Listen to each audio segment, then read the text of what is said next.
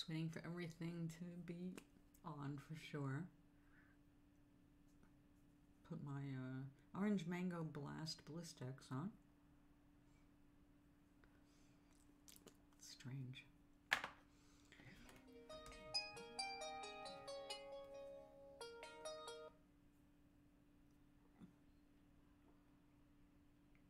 Hello? Hi, this is Valerie from M7 Transportation. I'm just calling to confirm your ride for tomorrow at 8:25. Yes, I will be ready. Hope to see somebody. Okay. Our drivers will call you when they arrive, okay? They're going to call this number, this one I just called on, okay? That's perfect. I'll be here ready to go. Thank you so much. Okay, great. Oh, you're welcome. Have a great day. Bye-bye. Now, they do this all the time, just so you know. Uh-oh. Let me look outside my door. Of course, I go live and then everything starts happening.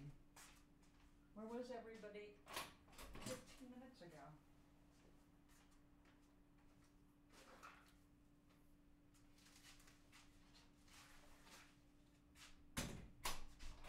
And here it is. Thank you, FedEx.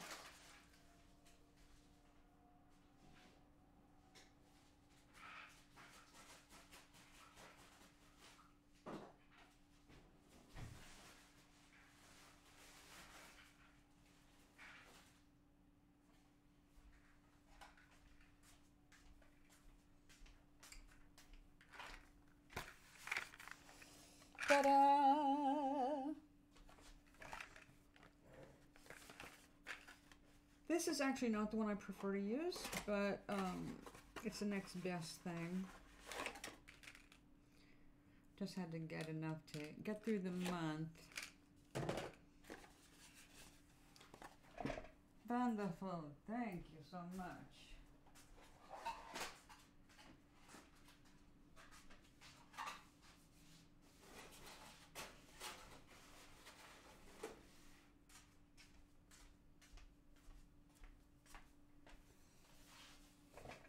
I'll need something like that to balance out the insanity of things like when I go out.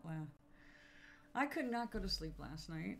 I was up until almost 2 in the morning, but around midnight I was making candy. This candy actually got a little burnt, and not on top. That's perfect, because that's added last. Underneath, it was on the too low in the oven, and toffee just does not like too much heat. So it's extra caramelized, one might say. Anyway, this is a cracker. It is encased in a very thin shell of toffee, and on top is a mixture of bitter and semi-sweet chocolate, and topped with pistachios that are chili spiced. It's the spice and the chocolate and the salt on the chili spiced. So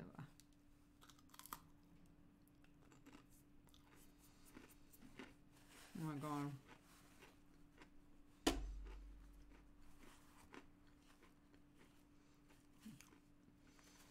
If you're feeling down, that'll change it. Well, you'll probably still feel down, but your mouth will be busy for a while. All right.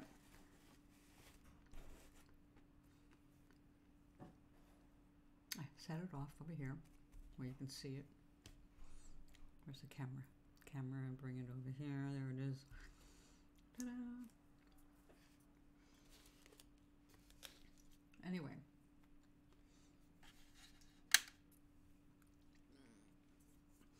Before we get going and doing the artwork that I already had planned, which is doing some landscaping on my houses, and we have a house to work on here. That's done. I'll get it out of the way.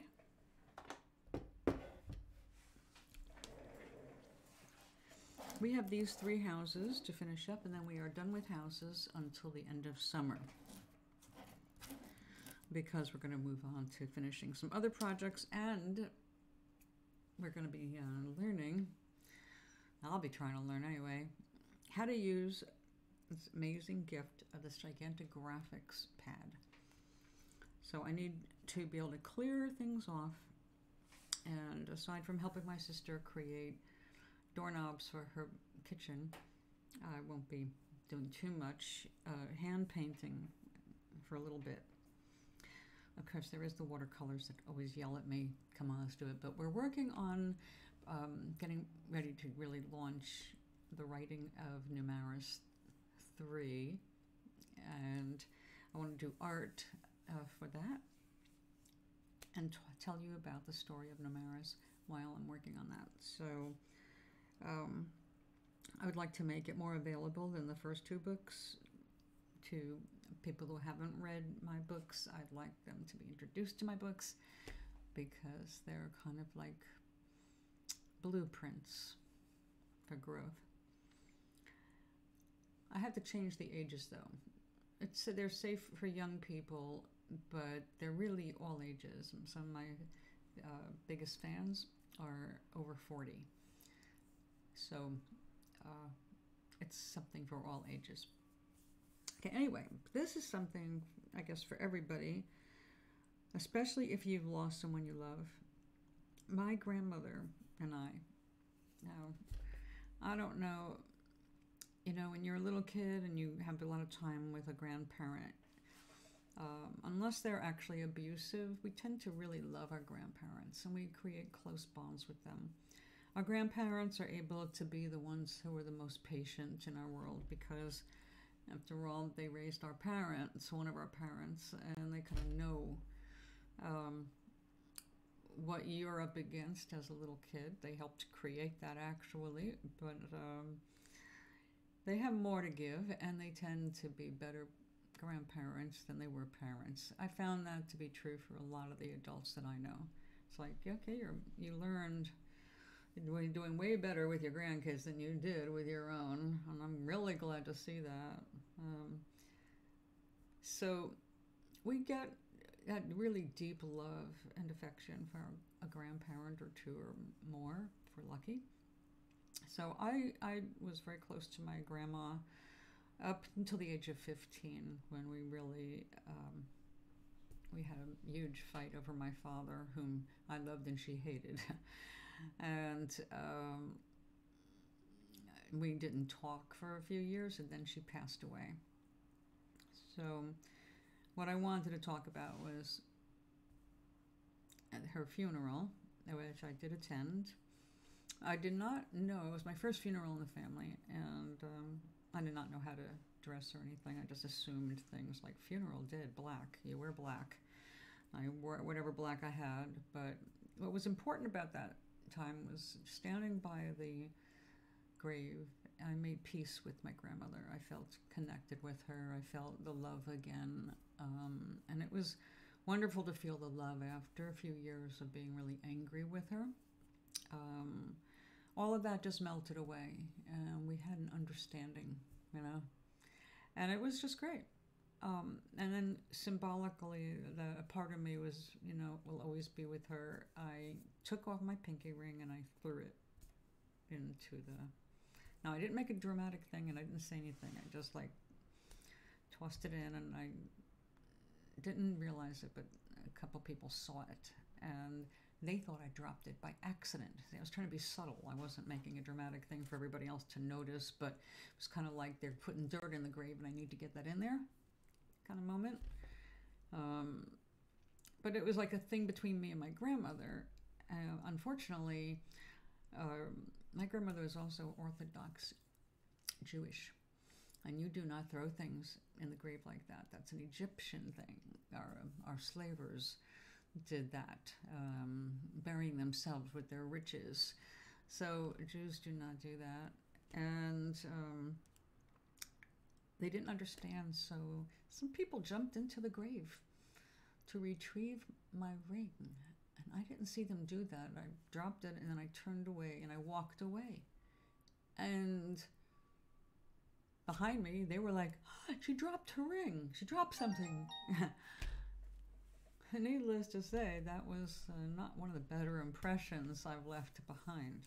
But my grandmother got a kick out of it, and later on, I think my mom kind of enjoyed that. She was not one for the living the kosher life. She did not raise us to be kosher, thank goodness. So, anyway, this story is a true story about what happened right after that funeral. Now, we went back to my grandmother and grandfather's house. My grandpa was still there, of course. And we were standing around the dining room table. There was the dining room table where we used to sit most of the time, but when you had too many people to fit at the family dining room table, you had the bigger one, the formal dining room, which is right next to the little dining room, which also came in handy when you needed kids to be separated from the adults. And there they were, even a wall, but an open door. So it was actually a really great layout for raising a family back then in a large apartment. So we're all standing there. We're not sitting down for some reason, or maybe Papa was sitting down. I can't remember. All I remember is standing there feeling like, wow, I have to go soon. And I was waiting for a ride to bring me back to Connecticut. I was in Yonkers at the time for the funeral. And my two uncles and my mother were there. And they're standing there too. And my uncle asked me if there was anything I wanted to remember Grandma by before I leave. And I looked up and I went, well, I don't want to disrupt anything, but at some point I would really like just the center ball of the chandelier here. And I was like, well, why don't you just take the whole chandelier? I said, I don't want the whole chandelier. I'm not a chandelier person. I just want the ball that hangs at the centerpiece. And it's like, why? It's because growing up, when I was alone with my nanny, when she was an incessant cleaner, she would be standing on the table and she would give me the center ball to hold on to while she cleaned all of the crystal. And I got to shine the crystal and the big one. And then when she was all done cleaning it, I was done playing with it and enjoying the rainbows in it, I would give it back to her and that I'd be done. So I said, when after Papa, you don't have to take anything apart or anything, but I would like that. And then just suddenly it dropped onto the table and everybody saw it, and it was like, I guess she wants you to have it. And this is it. This was my plaything on cleaning the chandelier day. And it's really cool to hold this now because the facets are very smooth.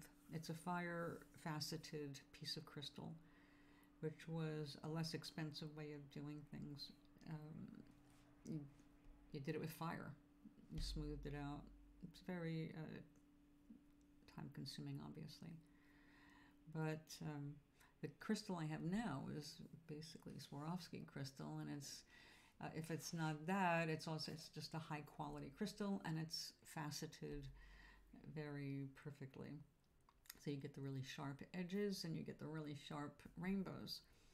But this is the most precious of all, of course. This was my nanny's. But the important thing about it was that I understood, and so did everybody. Nobody touched it. We were all just standing there, and I'm not a shouter. I talked like about now. It was probably the volume I had at the table, and if this much. And Nanny was there, and if she was like, there you go. Now, our loved ones, the thing is, we don't actually die. And it's a good thing, I guess, considering some of the cruelty that goes on. It's a good thing that, for some people not to believe that. Also, young people who are suicidal. The other side, our other side of what we are, is not the heaven that is portrayed on, in TV shows and everything. But the thing that's cool is so many people are understanding more aspects of it, and those things are being shared. But the most important thing is when you pass away and you have to let go of this body, you will instantly know you're not dead. You might have a few moments of not quite getting it as you shake off the memories, but you will remember who you really are, and you'll be fine. The reason we don't want everybody to know this, obviously, is because some people with more murderous intent, and already psycho, they would feel completely justified in feeling nothing about killing people or hurting people. It's like, it's all right. They're coming right back, or they'll be fine. It's like, it's not okay. It's not fine. We don't want people to be deprived of their trip here. It takes a lot to manifest here. We're a cell-by-cell growth.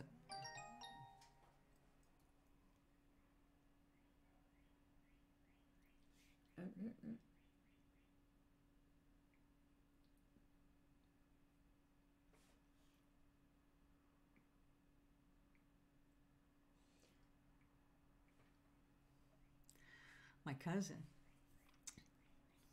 we're trying to get together. Both of us have crazy schedules, and we're trying to get together on FaceTime where we have time to just chill and not have to rush.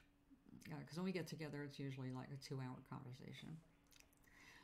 Anyway, the thing is, periodically, if the vibrations are right, and we are in the right vibrational place, our loved ones, our friends, they can affect, to a small degree, things on this plane.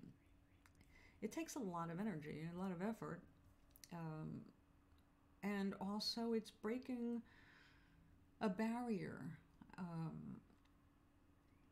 that not everybody really should be deprived of. They will not strive as hard. They will give up too easily if they don't understand, why that's a bad thing. It's not punishable, there's no hell to be punished by, but there is what we would think of as punishment. It's karma, very precisely delivered by those who are involved with whatever made you make a problematic decision or choice. Anyway, that's beside the point. What happens between you and everyone else you know and have ever known is yours.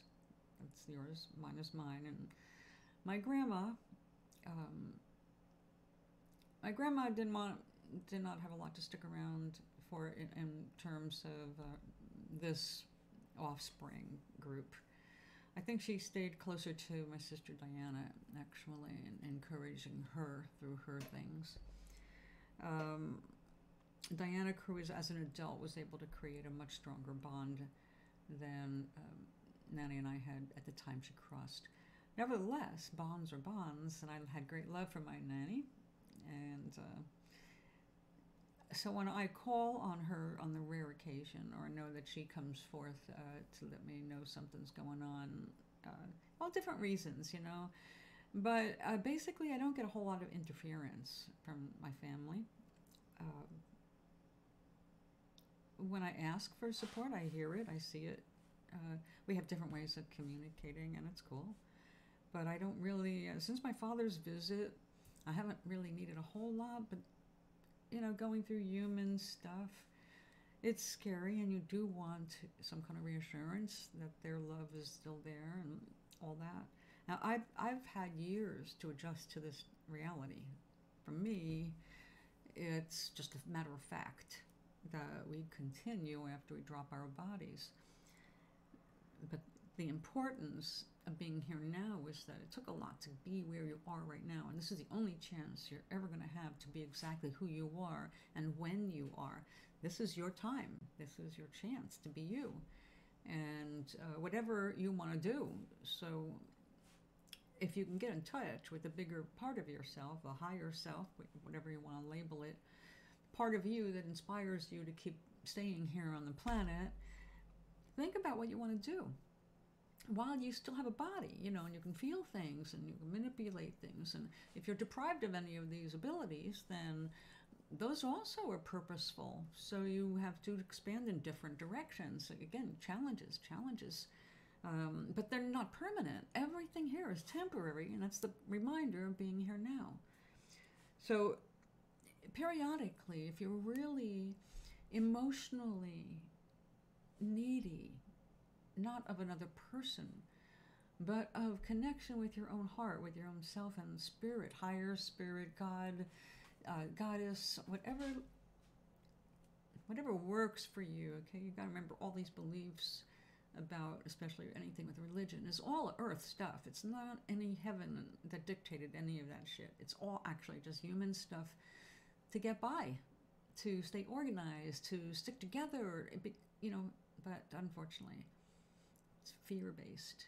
And anything fear-based is the opposite of love-based. So what was inspired by love, unfortunately, became wrapped and just completely ensconced by fear.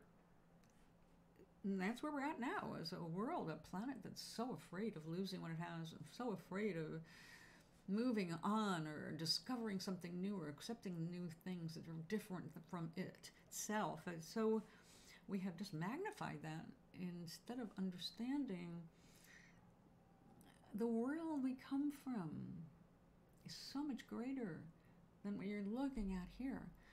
Just like I know this is not my grandmother. It's a piece of glass. And it's a piece of glass that at some point will perish because it's glass. And this is the earth. This is of the earth. It was once sand. So we are kind of like that sand right now. And we can become these beautiful crystals, or, we can perish. Some of us are going to perish. I mean, only on the earth, of course. All of us will perish eventually. Nothing here is forever. We don't even know how long we can go on. Indefinitely, it seems. We keep regenerating. But planets, they are more scarce. And the other realities that we face on other planets are, they're not going to be like this. Their own challenges, their own beauties, their own worrisome environments. But that is not what this body's going to be facing. I am not going anywhere off this planet, so I don't have to really get too involved with that. I can't wait to see more spectacular things coming from the James Webb telescope because of time, of showing us the pipeline of time. It's like the nexus, huh? A ribbon of light that's alive. Oh, what a beautiful universe. But we still have to deal with where we are right now. This is why we keep coming back. Be here now. So when I was praying, if you will, thinking about a friend I've never met through my SimCity club who's had so much loss in his young life already. Just him, his boyfriend's father, his grandmother just passed. So many losses that it's, when you're that young, it's really a lot to take on. You hardly have a chance to adjust to the fact that one person is gone. And during COVID, so many people had to make that adjustment, of that acceptance of, my God, I can't be there for them. There's no way I can be there for them. Even if I was living right there in the same hospital, they won't let me in that room because I might take what they have or make it worse. So, yeah. It takes time to grieve all of these things, but at the same time, I want to offer this comfort in that your loved ones aren't really gone. They're gone from your experience for the rest of this timeline, and that totally sucks. And I get that. But please believe, whether it's because of the way your religion guides you or because of your heart knows, they are not gone, and they will keep trying to communicate with you, usually through dream, but although dreams get distorted and negative, and they're not doing anything to suggest anything negative, they only want to transmit the fact that they still exist and they still love you and that they will see you. And once they get that through, then they're free to bring that to, others who love them and whom they've loved. But we all have our own agenda. So grieve the fact that you can't currently be with them, but also celebrate the reality, the higher reality, that they're really not dead, and they can hear you, they can feel you, and they will periodically be checking in with you, and they will fill you with that love. You will feel it in your heart. You will feel it. You'll just know. And just enjoy that. That's communion. So whether you immediately are lucky enough to get something like this, happening, your form of communication will come through. You will know it in the moment it happens. Don't doubt it. Don't try and be scientific about it. Those are spiritual things that can't be proven, and deliberately so. So it's a private thing between you and them. Just love it. Be grateful that our universe is truly more of a love energy, even though humans right now are terribly wrapped up in their fears.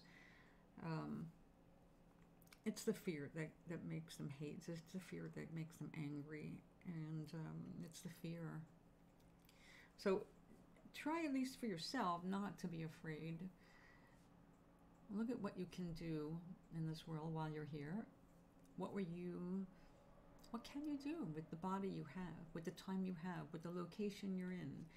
What is it you can do to uplift the energy in your area? Even if you don't have enough energy at the moment to run out there and help another person physically, all you have to do is think of someone that you care about or a situation you care about and just get still. And then when you are completely relaxed, send that situation or that person good vibes. Literally just think good loving vibes that you're sending. Say, open the world to them. Let them feel the love of the universe and not be blocked by whatever current sorrow or tragedy is blocking that vision. So where they are overwhelmed with things, you can be their eyes and you can be an energetic guide. And then when it is calm and peaceful and loving for them again, then they will be doing the same for others. And we will keep things going around. So I'm going to put my grandma reminded me of these words today. This too shall pass.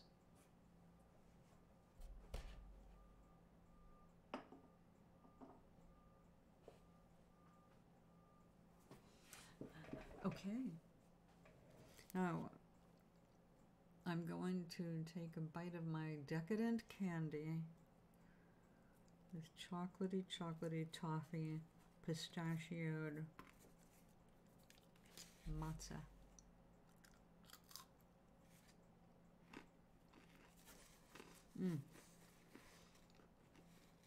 Oh yeah, room temperature, the chocolate.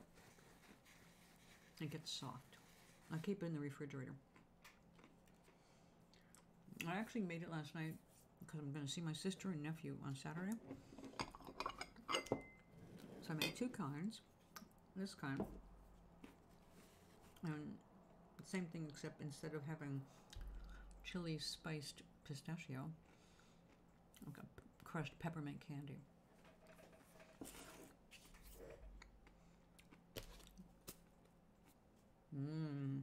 Happy. Okay, so we are doing a couple of different things. We are gilding the lily.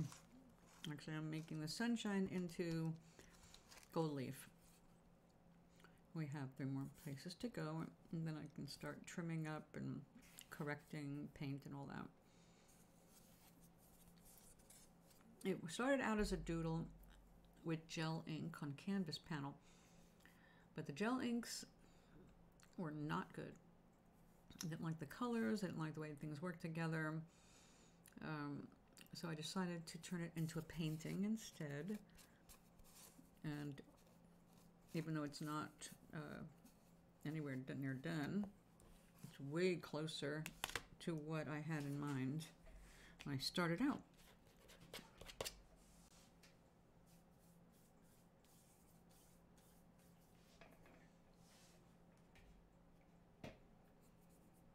Okay.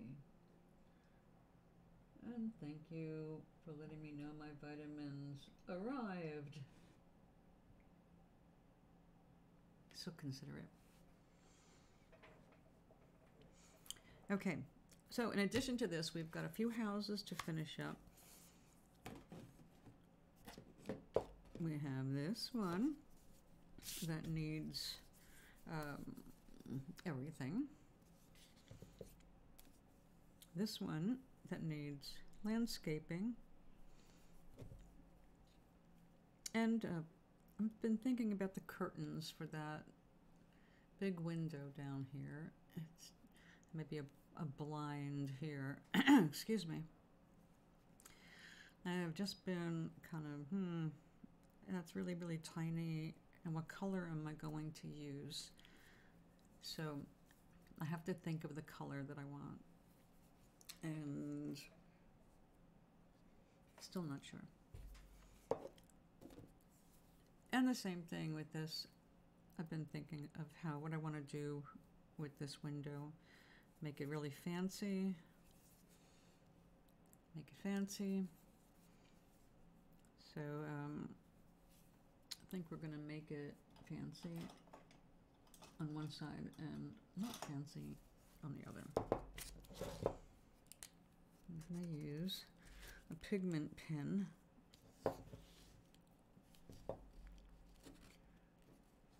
This is tricky.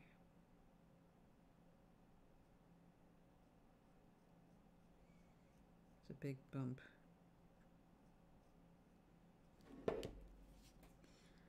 And the rock.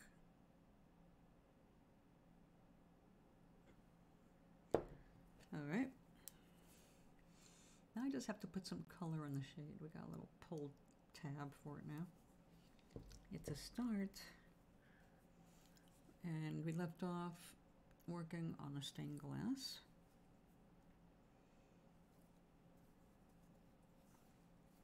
Which I think we're going to say is done.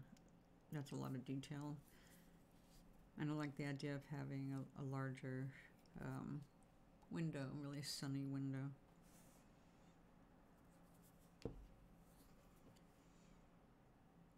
Yeah, I think we'll leave it at that. But when I work this small, I need to get rid of the glasses.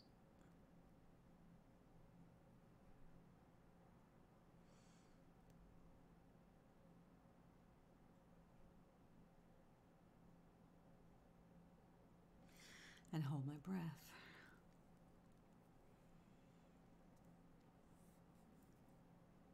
Okay, now it does take a while to dry, seeing as rocks are not absorbent. We'll leave this out. I have more lines to draw. And I did draw this out. It's finally dry. So I'm going to make that into a stained glass window. And we've got the curtains here. So, well, with an orange paint on the outside, stained glass would naturally have to be, well, I think we're going to do a sunrise here. But we're going to cool it down. I have pink in this window. I think we're going to cool down the living room and go with the blue. Of course, the blue over this is going to make it more green. How can I do that? If I go with the purple, no. Go directly to a green? That's a thought. No, I'm going to be doing plants there. Okay, well.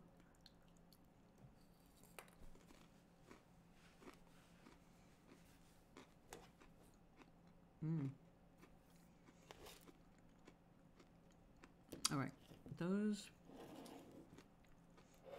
set.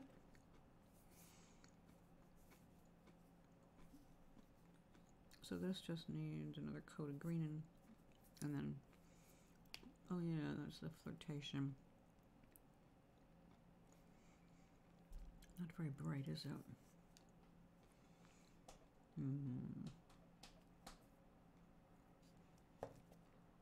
Well, let's take a look at this. We need some earth tones.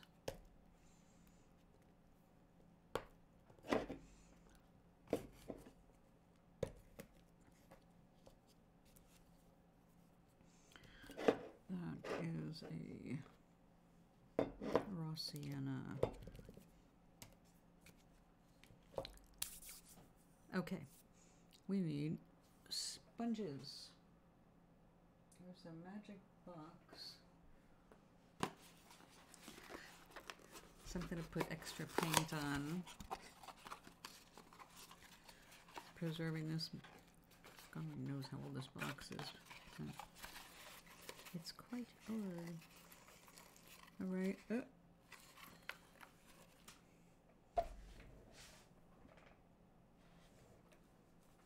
All right, we've got this kind of a pattern.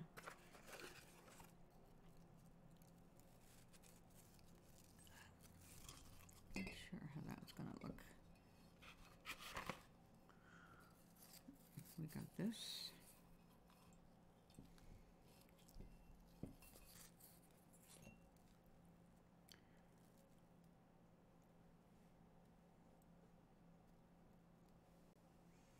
Oh, that's not bad. I'm just looking at the water. If you can see that.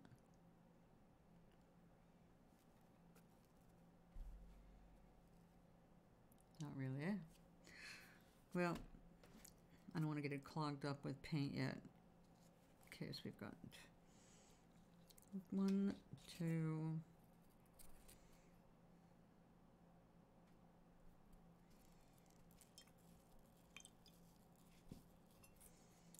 Three.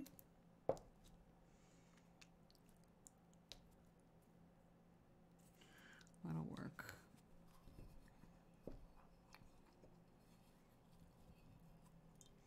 Okay, now I'm going to spare myself a little trouble.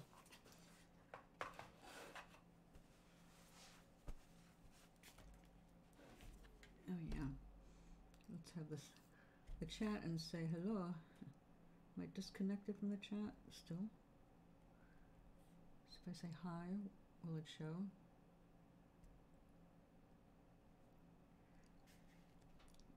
No. It's not sending because it's disconnected from the chat. You gotta wonder. Let me get a glove.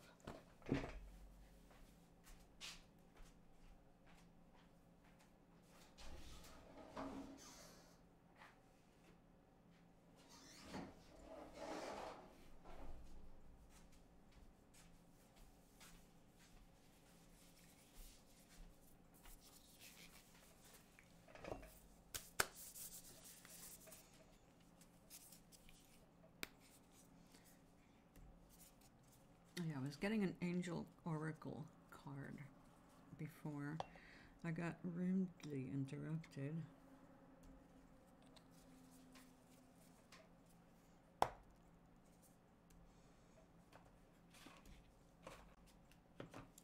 Angel, Saint Teresa, congratulations. Hey, alright. The angels are so proud of me.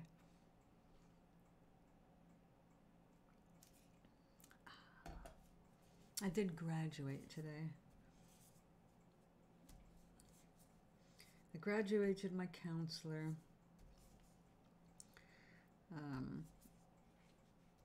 It was my last meeting with my counselor.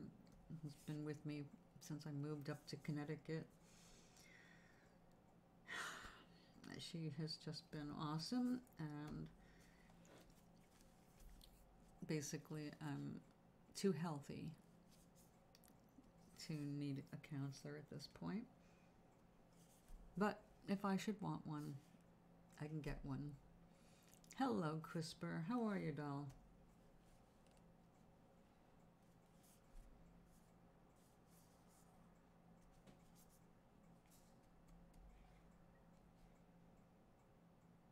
There we go. I was disconnected from the chat. I was trying to send hellos. It wasn't happening. I made candy last night. That's spicy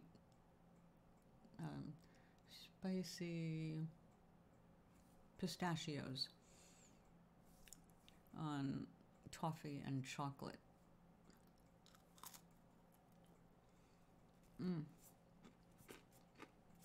Kind of like chocolate covered pretzels.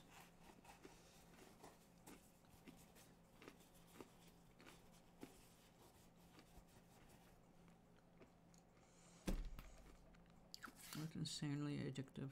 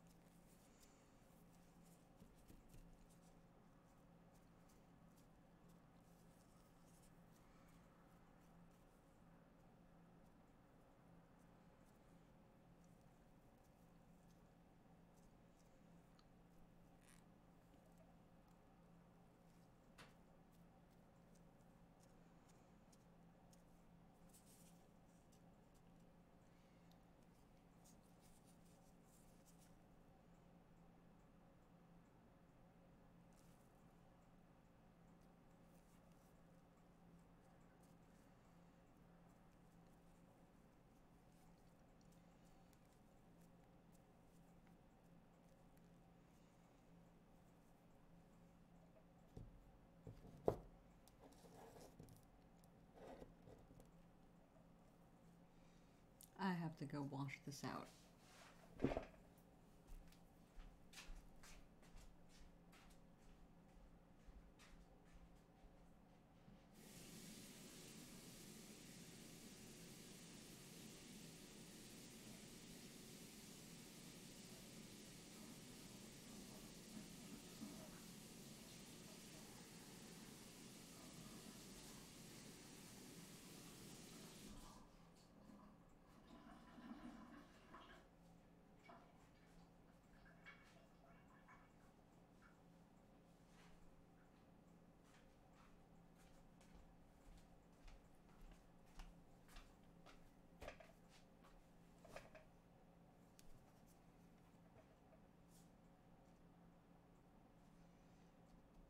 Have a cup of tea.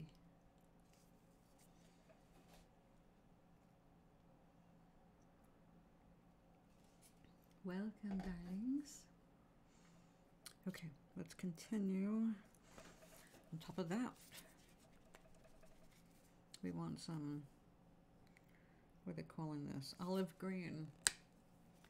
Ah, wonderful to hear. I like the feeling good. The more you feel good, the more you will feel good. Sounds weird, but it actually makes sense.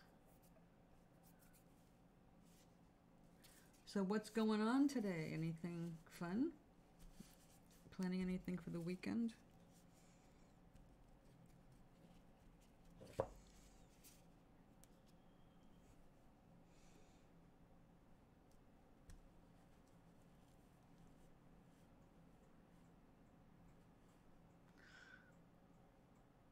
An OSU contest?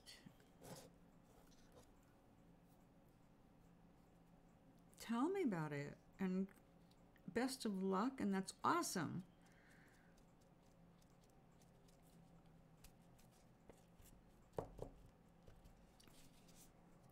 Tell me about it. What kind of art? What kind of medium?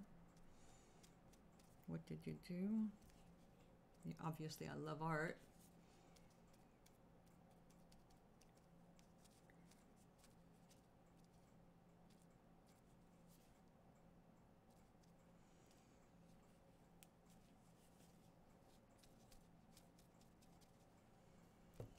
Got a little greenery there.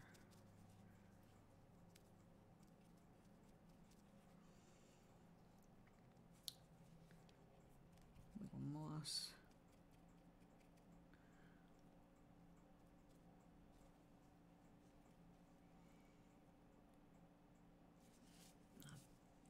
Not there.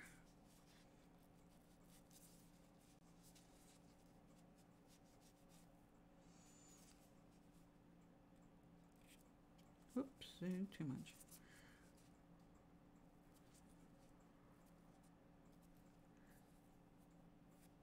There we go. Let me wash this one up. Oh.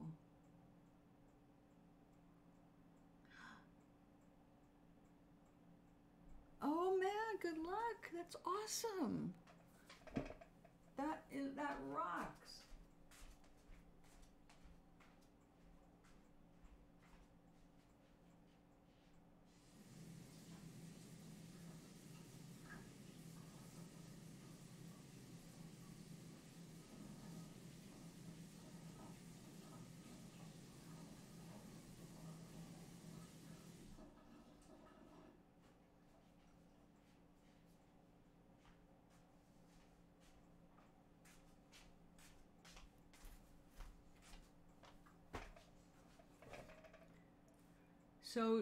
So you do that on digitally?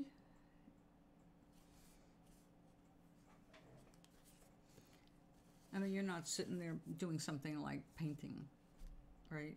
If it's for a game. That is so cool. That's what I'm going to be teaching myself in the very near future. I have a big graphics pad. I'm getting ready to write my third book. So I want to do art for the book and about the book when I'm doodling and talking about the stories. Like the rocks and Nomarian houses. I want Nomarian plants and things. Creatures, peoples.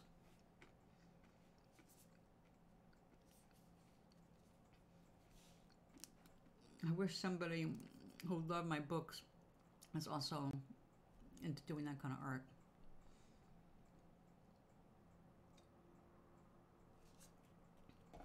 So how can I see it? Is there a way I can view your work?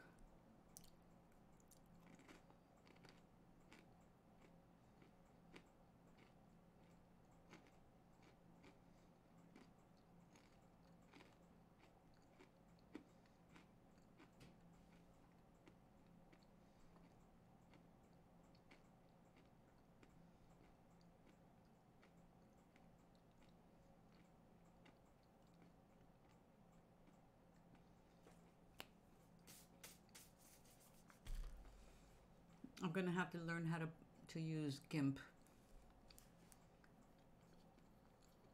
It's going to have quite a learning curve, although hopefully it'll trigger old memories of working with Adobe Photoshop. Oh, okay. Well, when you can share something, whisper it.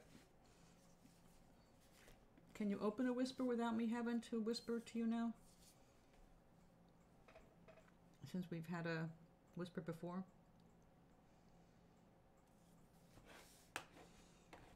And where am I looking at this?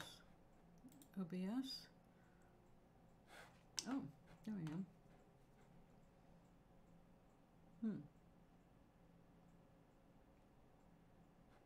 Okay.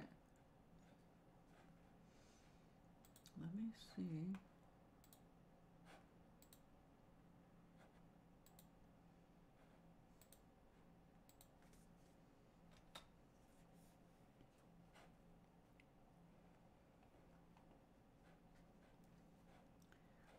I guess that'll work, right?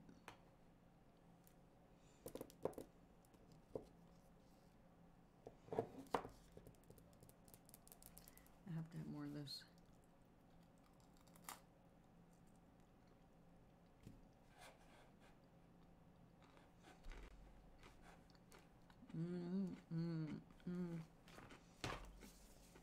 Good thing I've got a whole rag here.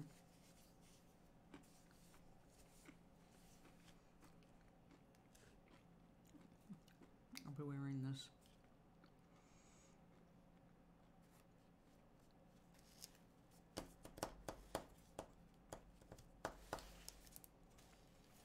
Now, so I wanted to do something different for this. But clearly, this particular Nomarian home is in the woods. In the woods, blending into its environment. So, in this case, old woods.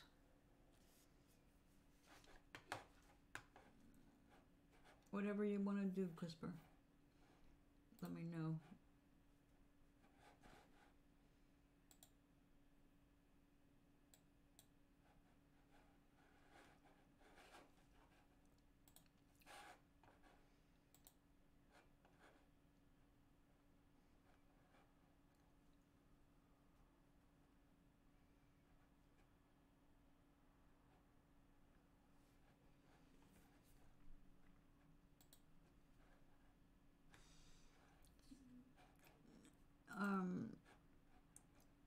I can whisper to you like I just did a minute ago.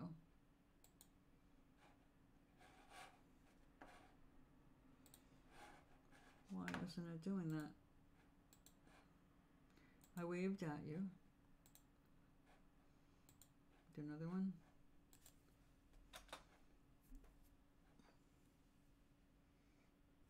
You see it?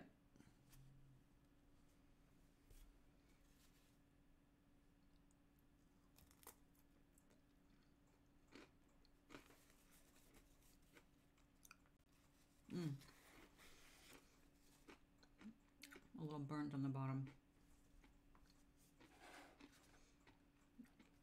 Well, that's weird.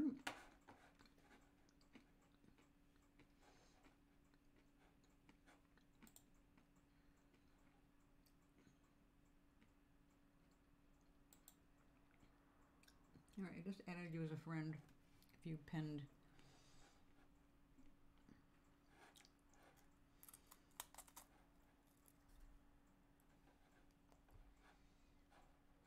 Try that.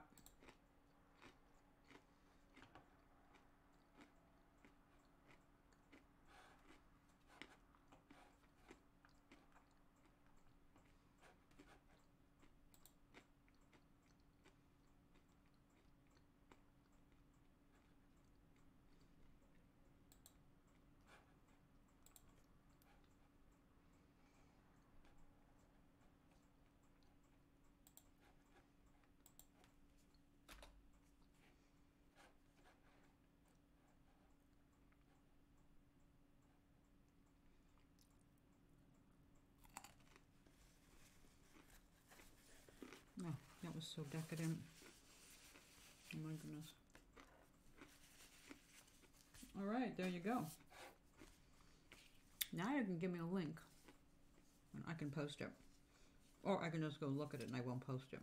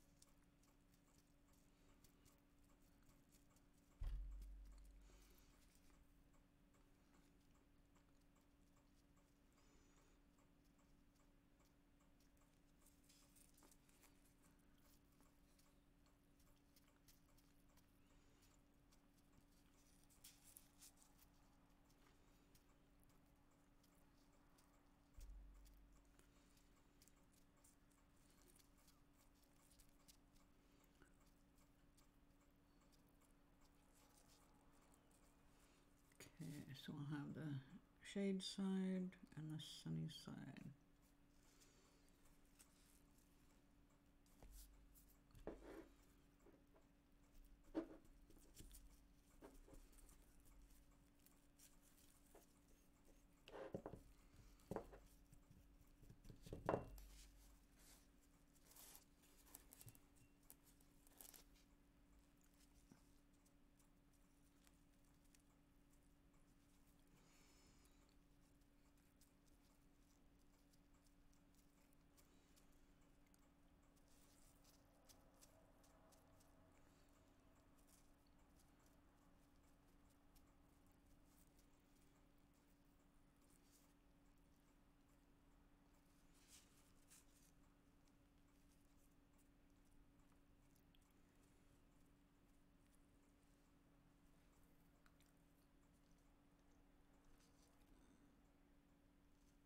It's all right.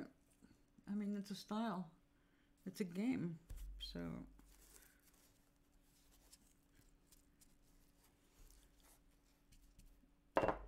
different styles for different applications, you know? That's what makes it art, too. Your interpretation of that.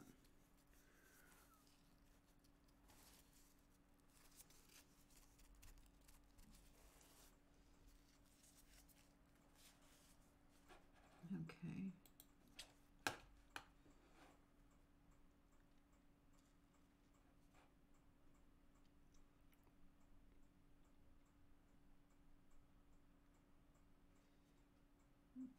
It wants me to make an account. It may take some time for posts to be displayed. Let's refresh it.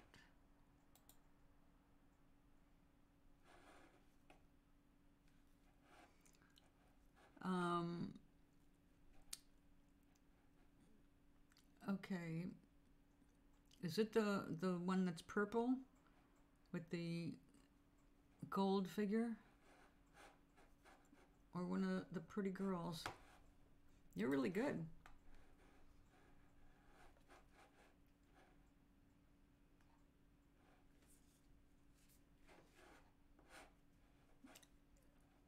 Nice, cute girls. I wonder why you did those. I'm joking.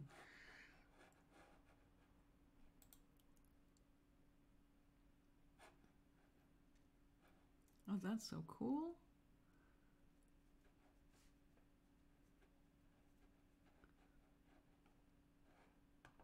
Goldfish?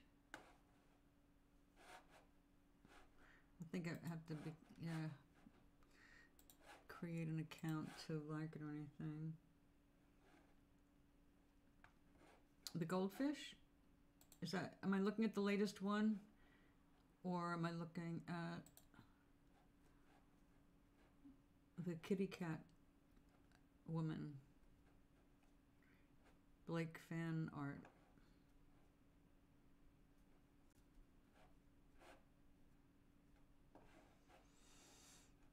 Okay.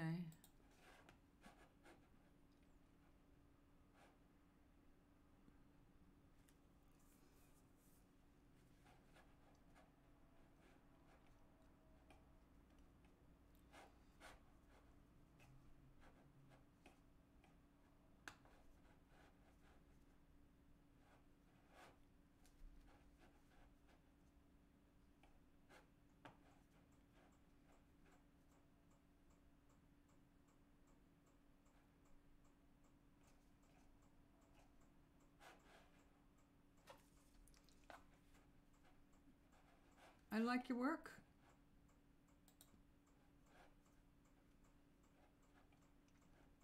Oh, it's really cool that you did that on, I mean, it looks like you did it by hand with pencil and paint. Nicely done.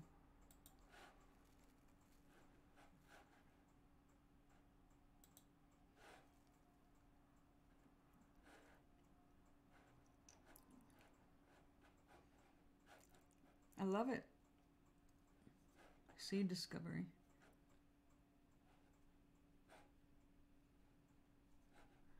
Nice work, man.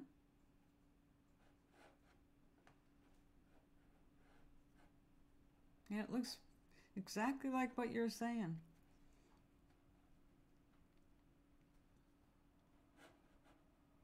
Very summery. Yes. Yes, it also looks like a sea monster.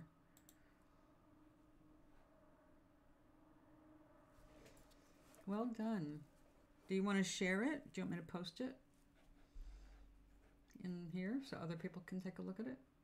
Or it's up to you.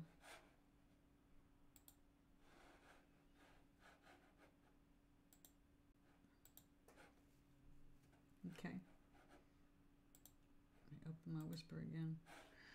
Oh, I'm trying to open it in the wrong place.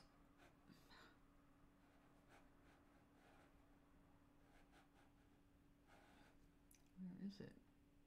There, Whispers. There we go. Copy link.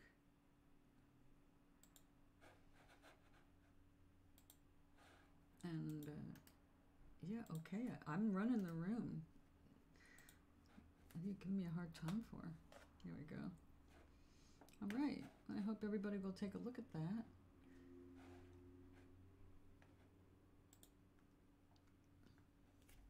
Thank you for sharing that. I appreciate that.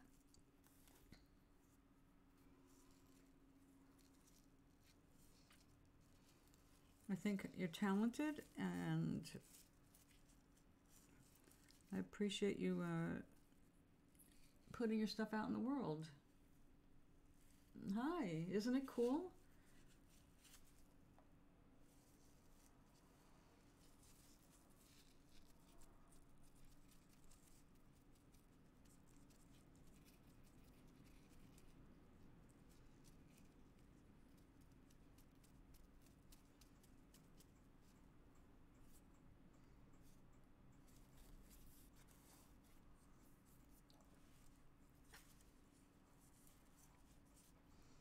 Creative people need to be encouraged and nourished so they can grow and keep on doing. It's so easy for people to be insulting, or it's so hard, when people compare themselves to masters. It takes years of doing things to keep improving and building on it, and the longer and more you do it, the better you get. It's just inevitable, but that takes time. So love what you're doing and just keep doing it. It'll get better and better and better. Your imagination will just keep soaring, and your skills will keep doing this.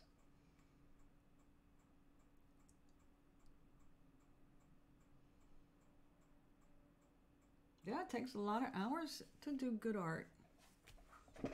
Tell me about it.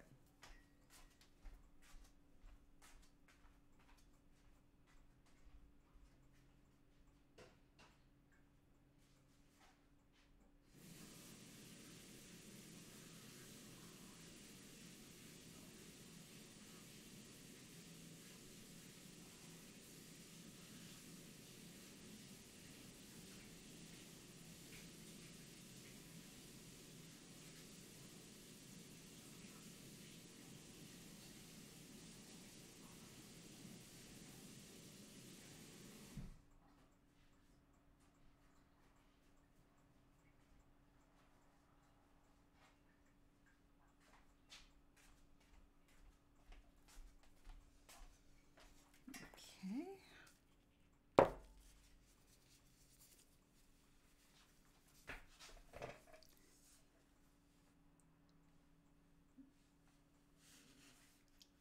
How is it, Zugliki?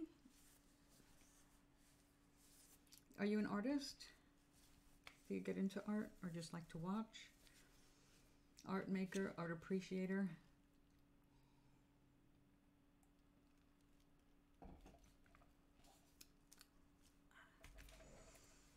I think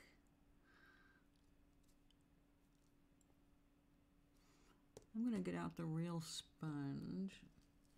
Ah, okay. What mediums do you like to work with?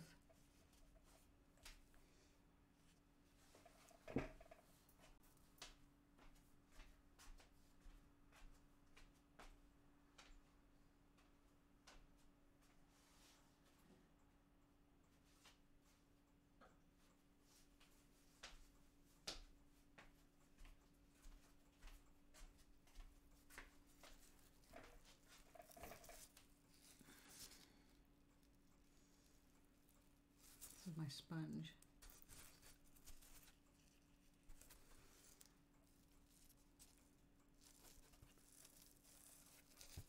This piece came off here.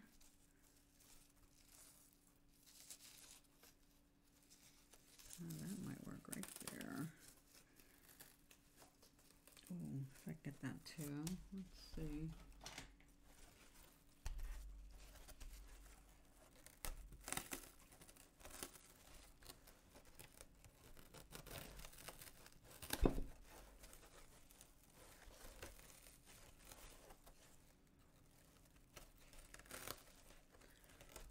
Oh, come on, I don't want to take that part down. I want to preserve that whole structure.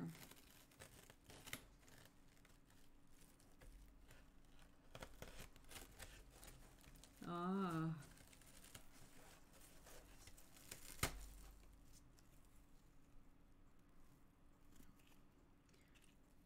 See, I've got a problem with the dragons in my books because my dragons spend most of their time not looking like dragons because it's bad ecologically. They use too much energy to maintain the form of a dragon and had to feed a dragon form. And now that they know how to do the transmutation, they use a much smaller body, more like the Yana of Namaris, which are like humans. So they don't use as much energy. But they control a lot of energy. So they can do things without having to become actual dragons again. But they do have their ceremonies occasionally. And that is when they take their dragon form. But they're always extremely hungry afterward. So they don't do the whole too much. So these holes are really cool. But they go into canals. I'm looking at the wrong screen. Let me close that. There we go. Let's see, what am I looking at? Looks like a great black pit.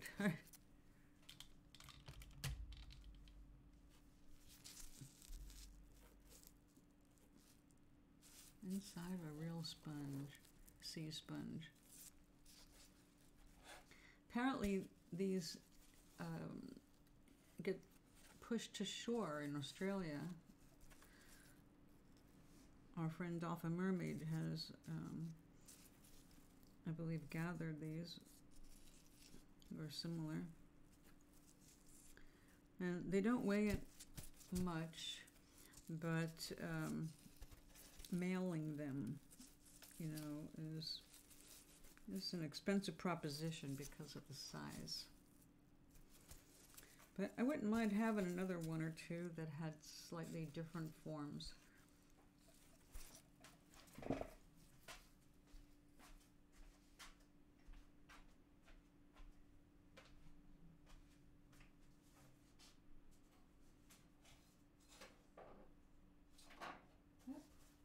knock the art down.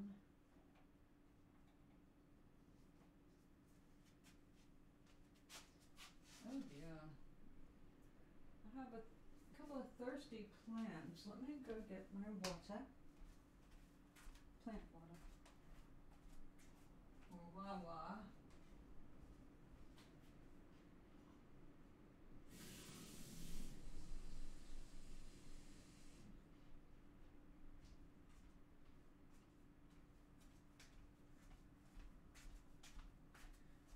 Succulents are pretty good survivors of a little bit low water supply. They're designed to hold water, but they still need some.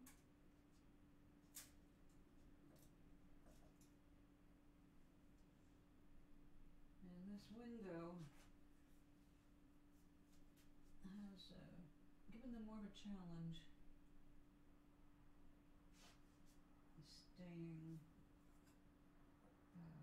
started.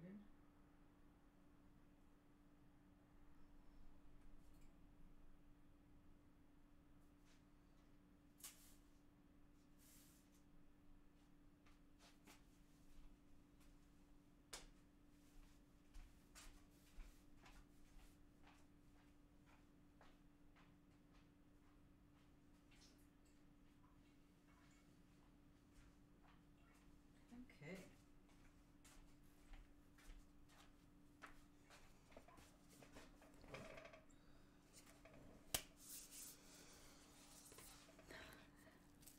That's a pretty cool bit of sponge right there. Not exactly sure how I'm going to use this, but let's see what happens when it gets wet. How spongy it gets or doesn't get. Because this is it's a pretty hardy bit of sponge. Now it's got an interesting pattern on the side, but we're not working with anything large scale enough to make this useful.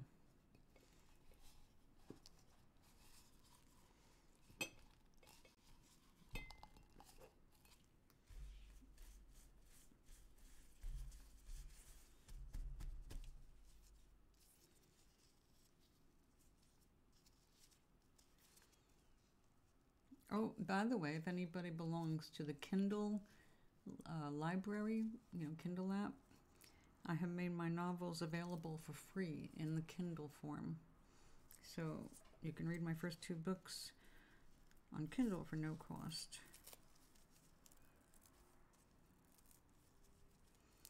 It's really more important that people read them than me making a bunch of money on them at the moment. Although eventually I would like to see them turned into movies.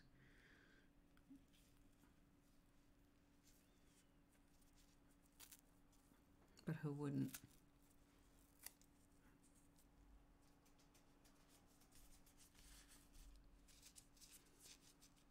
Now, like, people in the reviews mention movies a lot. I'd love to see this as a movie. This should be a cartoon, an animated film. I see this as a movie. I see that as a good sign.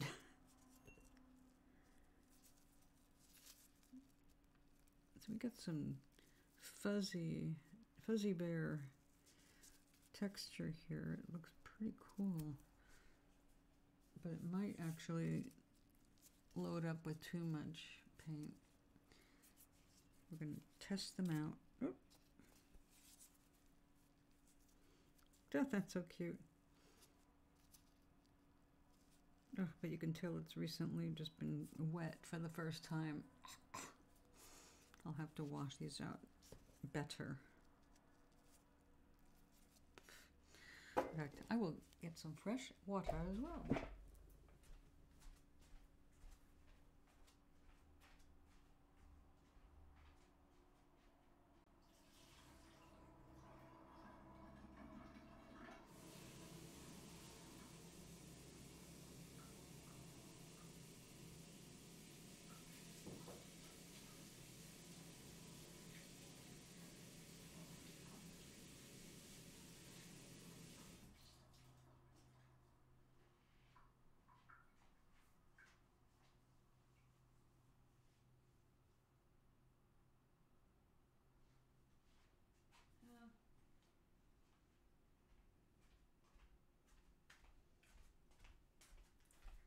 A little better. It smells like the sea, but not one of the better parts of it. All right, let's do a little paint test.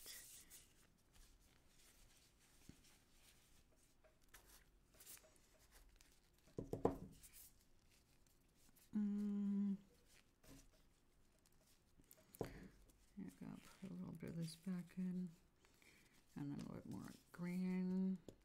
That's this thing about when I do this kind of roof. Also the reason why I usually do like a bunch of them at the same time, because it's a lot of back and forth, layer after layer, until I get exactly the magical mix that makes me go, yeah, I like that.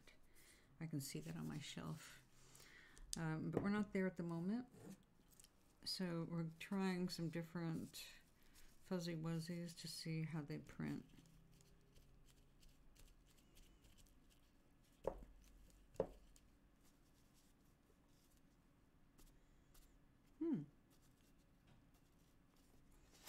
Well, that could be interesting, actually.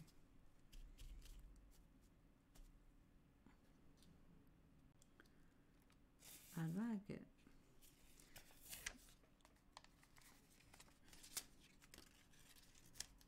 All right. Let's get a little bit more.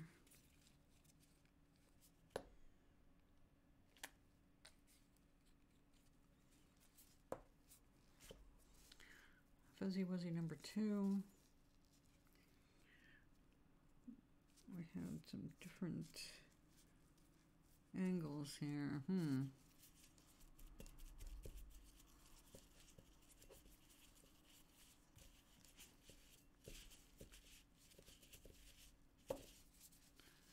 All right, this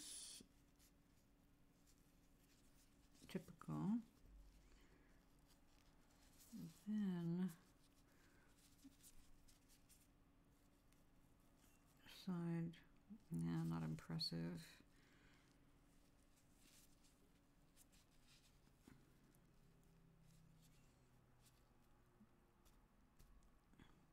Well, I guess if you need it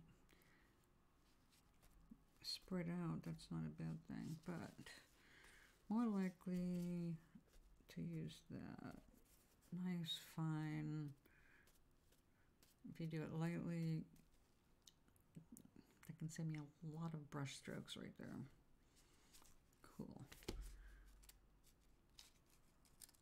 And contestant number 3. And another bloop of that.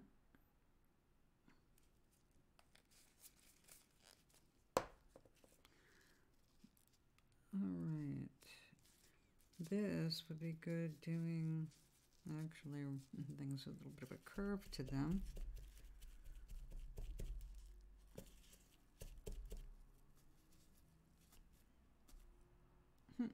Let's take a look.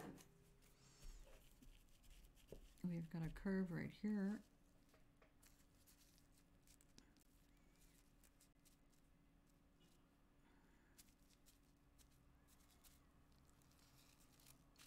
Fit that in there.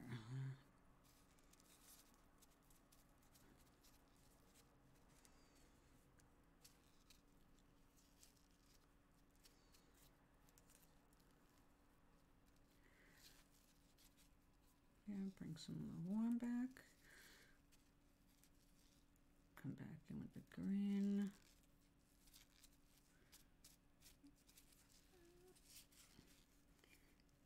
Cover that up right there.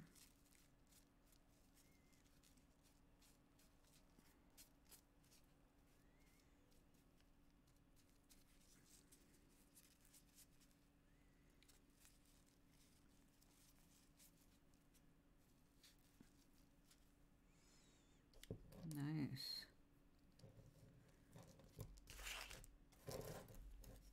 Oop.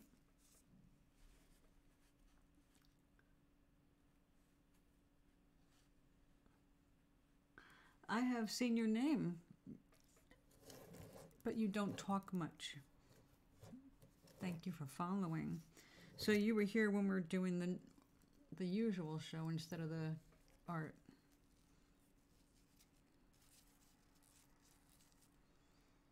Art and counseling.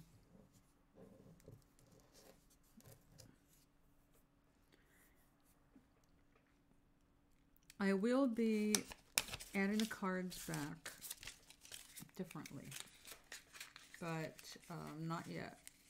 I have a series of things I need to get through, like hernia surgery on Monday. Yeah, okay, so that was when I was down in Pennsylvania, is when you joined.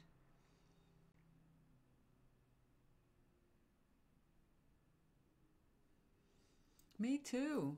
I've moved I've moved a bunch of times. How are you doing?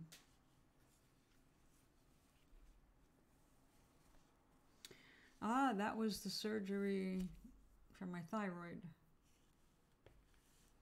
It took half my thyroid out. No, you're right. You are 100% right. I ended up in the hospital again after that with a heart thing. And then I ended up homeless and moved up here to another state within another temporary place.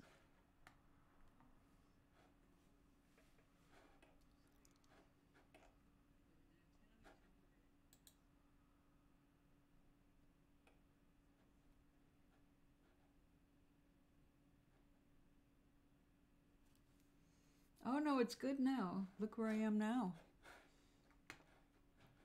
I'm home. I've got an apartment. I'm safe. It's good. Everything is good now. I'm just waiting to have surgery and take care of that. And after that's all fixed, I'll feel better. So things are going good. It's nothing to be sad about. It was rough back then, but things are improving. Yeah, yeah. Well, like I say, I'm always watched over.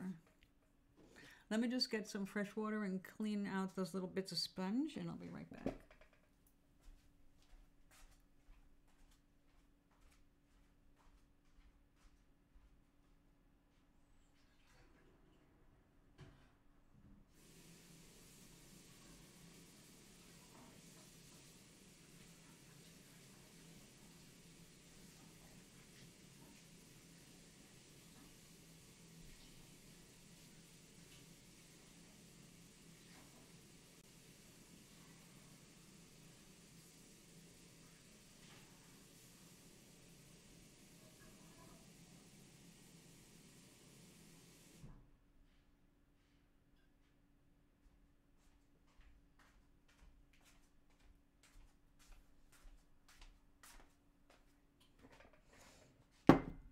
Okay.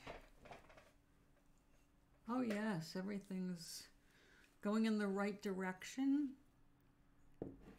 So, I mean, I'm not crazy about having to endure more pain, but still, when I heal, I'll be doing really good. And my best friend is coming out to visit from Ireland, and he'll be here a week after my surgery, and he'll be able to stay for 2 weeks. And by the time before he leaves, we're going to be able to go zip lining. I'm hoping to stay awake long enough to do karaoke. I've never done it, so I want to do it. All right, so we got 3 new little sponges for texturing, and they're going to go in the sponge box after they all dry out. So let's see, we need another color. I'm going to add some different colors here for the brick, and we can start working on that. Also, the front of this house is just too bland to just be one color. Yeah, things are really good for me right now in terms of everything heading in the right direction. I'm getting ready to start my 3rd novel. I'm getting ready to finish off my rock houses for a while and start working on a graphics pad and learn how to use GIMP and do digital art. So I'm excited over what's coming. I do need to make sure I'm drinking more water, though.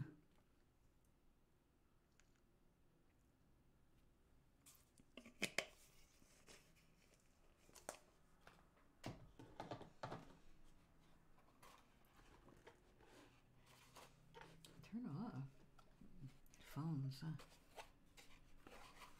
Thank you. Well, I do my best to be a good person, and I think I'm a good person.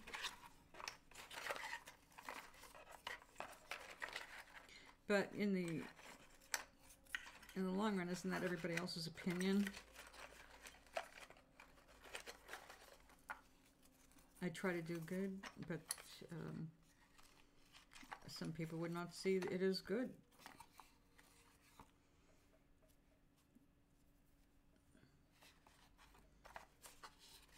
But I do my best. I guess I better leave these.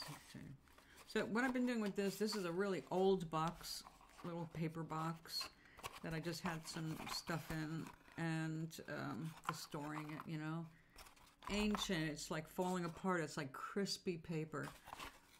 But it was handy, and I hate wasting paint completely, so when I have excess paint, I'm putting it on this box, whatever color it happens to be.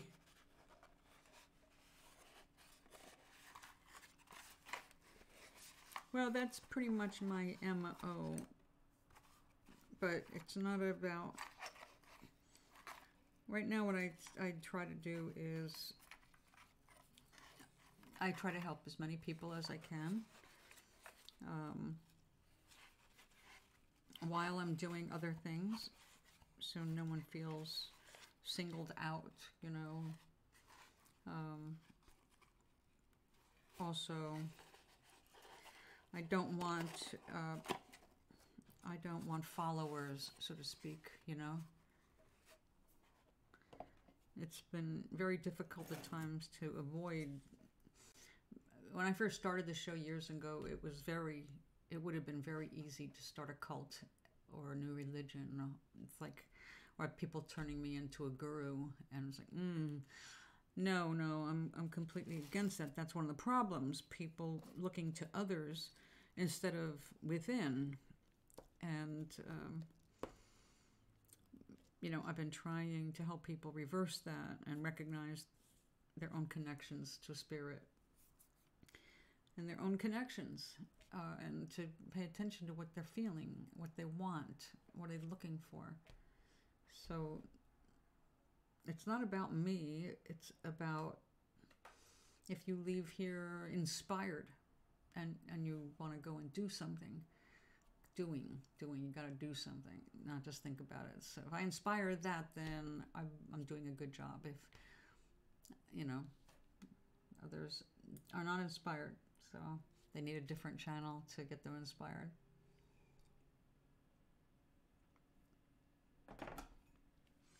But, you know, there's so much sadness in the world. We need to help each other, and we need to be aware of our effect on other people. We've gotten so rude lately, and very bad trend. Very bad.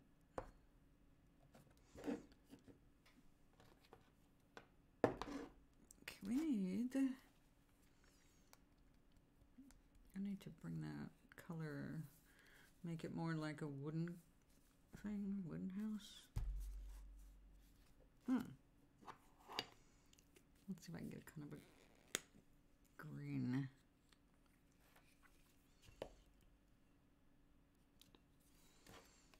Now, at the end of last year, I realized that some people who'd been coming to my show forever were not making any changes for the better.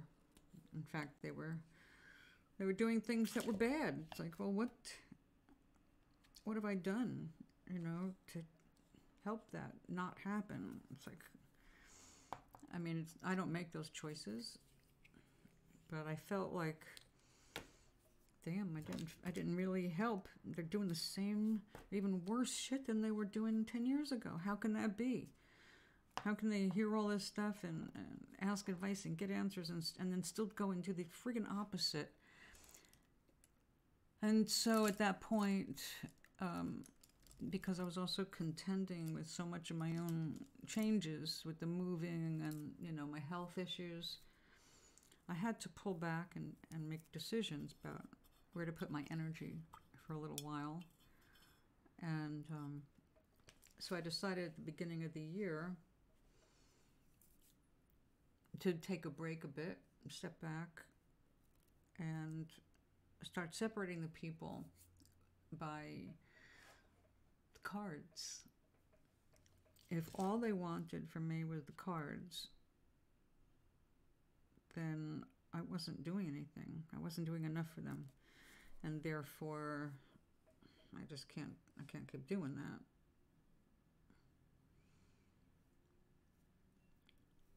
But if they wanted wisdom, if they wanted to make changes that count for themselves, not for me. I mean, it doesn't make me personally any different no matter what other people do, right? Unless they're part of my life. Their changes are not going to affect me personally. But I want to see people doing better for themselves, because when they're happy, the rest of the world gets happier, right? That's pretty important. Everybody gets a chance to learn who they are, express who they are.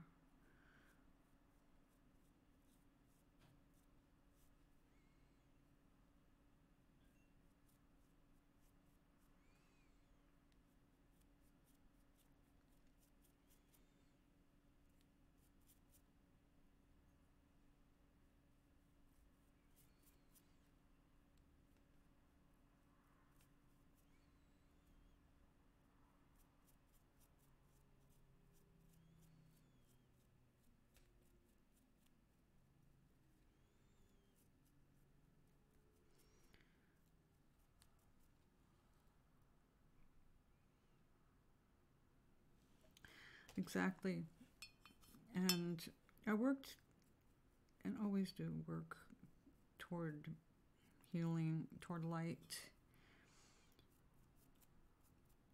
Those are my choices. I encourage people to make the same choice. Not to follow me, but to follow light. To find light, to look for light. In doing that, you have to look for the love. You've got to look for the commonalities rather than the differences. What makes you everybody's brother or sister? You are by nature everybody's brother and sister. And any unkindness you show to one, you're showing to yourself. You're showing to those you truly love. Not just symbolically, but spiritually, energetically. Everybody is connected. So do unto others as you would have them do unto you is not, it's not just a phrase. There's importance in that understanding. You really are doing to others exactly what you're doing to others. Precisely. That's why before the holidays, I started the whole campaign about choosing love. And I was trying to explain that choosing love is not about choosing to be in love or to love your enemies or anything like that.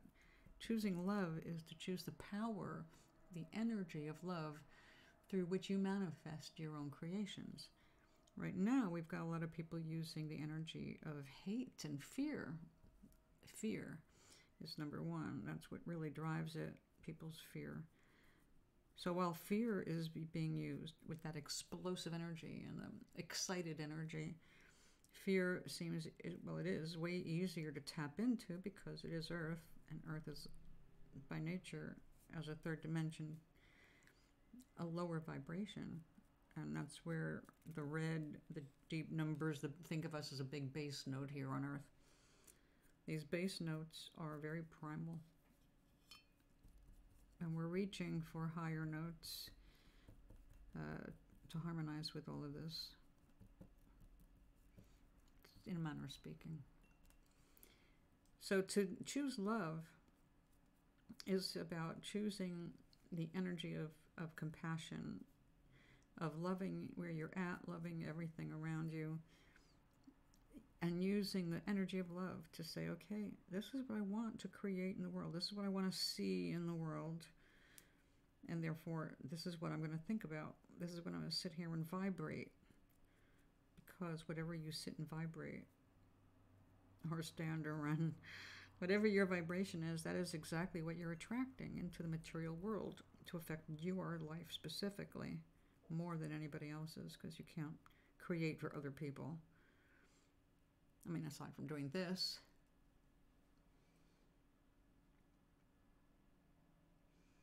Yes, I agree with you 100%. It's very difficult to be human. That's why we're supposed to work together to support each other. But we, it's, I'm not saying that the world should become like all communistic or anything like that, because it's against human nature to share everything. You think about little children and how they're taught to share, right? But the problem is really we got caught up with ownership. The problem with ownership is you also need, once you own something, you become afraid of losing that which you own.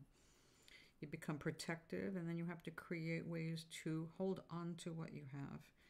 And that is where fear really gets a grip. I'm afraid this will be taken from me. Whatever it is, whether it's a real thing or imagined, that fear that something can be taken is what drives so many people, instead of love, understanding that everything you need will be supplied through love. That helping each other is a way of helping yourself. Instead of worrying about someone stealing something from you, take a look at what you can give them. Because if they are in a situation that's so desperate that they need to steal,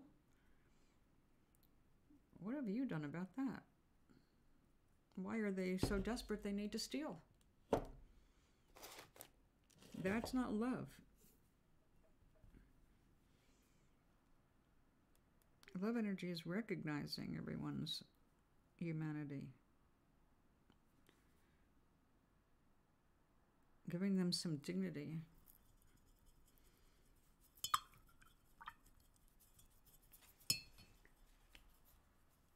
Exactly. Being afraid of losing something is the biggest thing of all. That's why we have police. The police were not needed, to stop inner violence, because aside from couples, domestic violence being an issue and being one of the worst ones, the rest of the world is more about protecting the jewels, the jewelry, the property. It's all about protecting your property. And that always leads to suspicion and fear and jealousy and comparing. I'm comparing myself to you and I find myself lacking. I must have what you have. Or I don't know how to get what you have, so I'm going to take it because I want it. Because you having it has made it desirable, and now I want it for myself. But we breed this. We breed this discontent through constant desires of wanting things at the expense of others. It's good to want things if you're willing to put into action your own energetic work. You don't have to be afraid of losing it. That's what screws everything up. Trust that. Look, you want this? Is there any reason why you can't have it?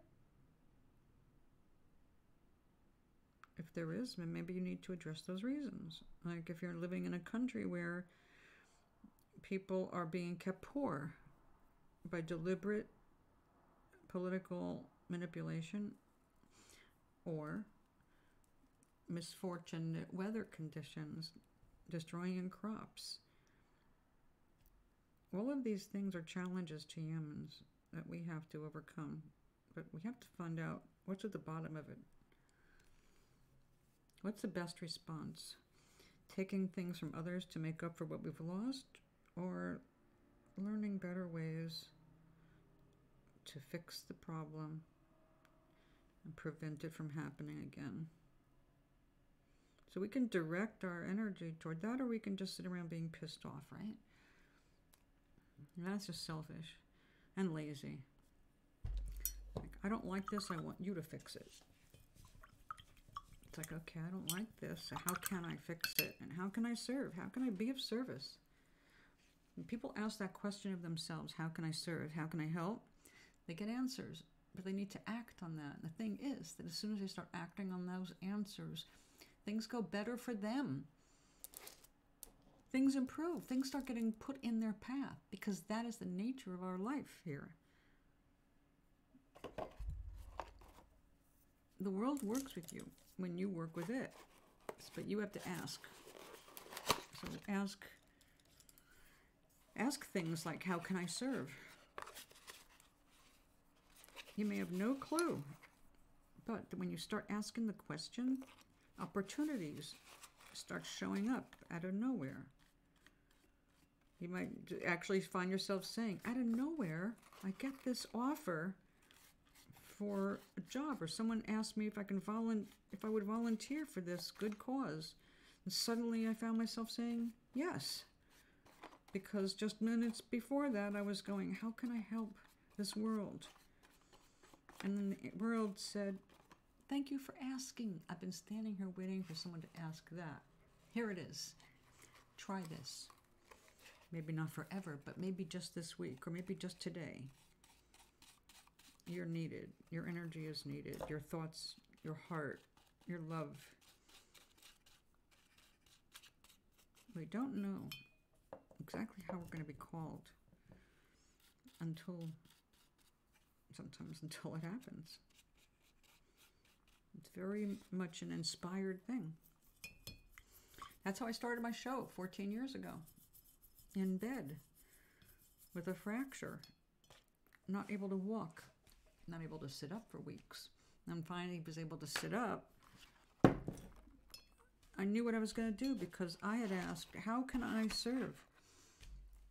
And what happened? While I'm laying there in bed, unable to sit up, friends didn't want me to be disconnected. So friends in another country sent me the gift of my first laptop computer.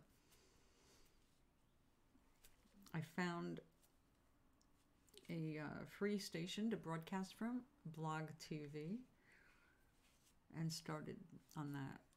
And I was there for 3.5 years before they sold the station. So I really love working with people, but the point is that for the 3.5 years I was on, I had a good following, and it was a different kind of a community. It was one of the earlier ones, so not like this one where you've got so many thousands and thousands of streamers. It's hard to develop a following for obvious reasons, you know. People are always going to appeal to different people. And when you have 1,000 people at a time available, it's a lot to go through. And if you're just going by what you see, it might not be what draws you in. But that's okay. I've always left it to the universe to guide people to me when I can help them. And if I can't help them, then they need to be guided to where someone can help them. Because it's not about me, it's about everybody in their own lives. So when people make offers like, oh, we'll raise your viewership, we'll add to your numbers, da, da, da, da, it's like, it's not about the numbers, it's about helping people. That is the priority, and it's never going to just be about the numbers for me. It's kind of an empty existence if I made it all about that, you know?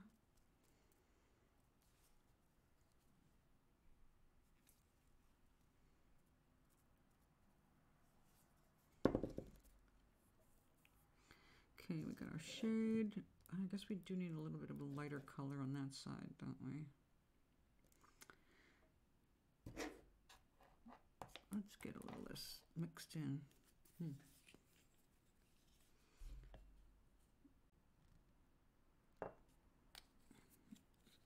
I'm very fortunate in that I'm not a big wanter. You know what I mean? It's not that I don't want things or experiences. I do. I'm here to be human, and while I'm human, I want to do things and experience things, of course. But at the same time, I don't know, I'm not greedy. So there are certain things I don't really care as much about.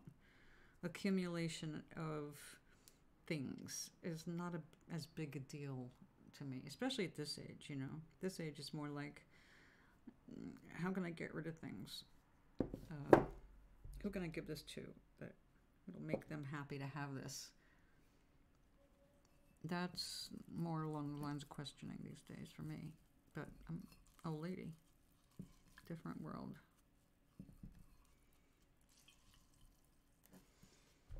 But anytime anybody feels a little lost or they don't know what to do, you don't have to drive yourself crazy. Just sit down one day and go, okay, chill out. Well, while I'm chilled out, I'm going to ask whatever I believe in. My higher self, my inner self, my heart, my head, my gut. Ask the universe, God, Jesus, Muhammad. I'll ask somebody out there, my grandmother, my grandfather. I'll ask them, okay, here I am. How can I serve? What can I do while I'm here? Maybe I don't know what I want to do yet, but what can I do? Just do while I'm waiting to figure out or be inspired to do something different. And just give yourself a day or two. It's going to happen fast because once you open yourself up to that question, the world will conspire to support you. You will open a book or hear something on the radio. You'll overhear someone. You'll get a phone call. Things will happen, and very quickly, to put ideas in front of you. Hey, what about this? Hey, what about that? What about that? And something will come up. And your willingness to follow the universe and go in the flow. It's like, okay, this came up, I'll check it out. Things will go easier for you. The universe will support you. And you can tell if the universe is against you or with you. Now, when I say against, the universe is actually never against you. What you will feel is resistance to the flow. When you are feeling good, you're in the flow. When you are feeling like you're making the right decisions, you're in the flow. You're going in the direction the universe is ready to support you. The universe has already moved a million moves ahead of you and is ready like a giant chess game. It's like, okay, you do this and we're going to go ding, ding, ding, ding, ding, ding, ding. We're setting it up for you.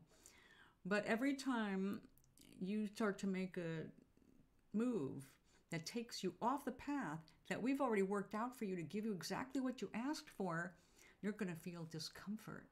Your gut's going to bother you. Your head's going to bother you. Your skin's going to crawl. Something's going to happen to make you go, I'm a little unhappy. I'm a little down. I'm a little...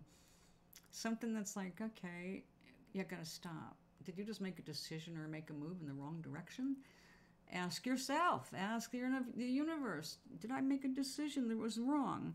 Would I do better going here? And when you sit and think about the scenarios one at a time, imagine going through. If I make this decision, it'll go this way. If I make this decision, it can go this way. If I make no decision, well, I'm stuck there and I'm not going to go very far and I'm not going to really be happy because I'm not moving. Universe is always about forward motion. Always. Never backward. That's why the past is the past. It can educate you, but it doesn't tell you what to do necessarily for the future. Because the past is your learning experiences, sometimes telling you what not to do. So who seeks shall find, and who knocks, it shall be open to them. Those are the truest words in the entire Bible. Knock, and it shall be open. Seek, and ye shall find. For whoever asks, that is, you can stop right there, and it's right. Whoever asks.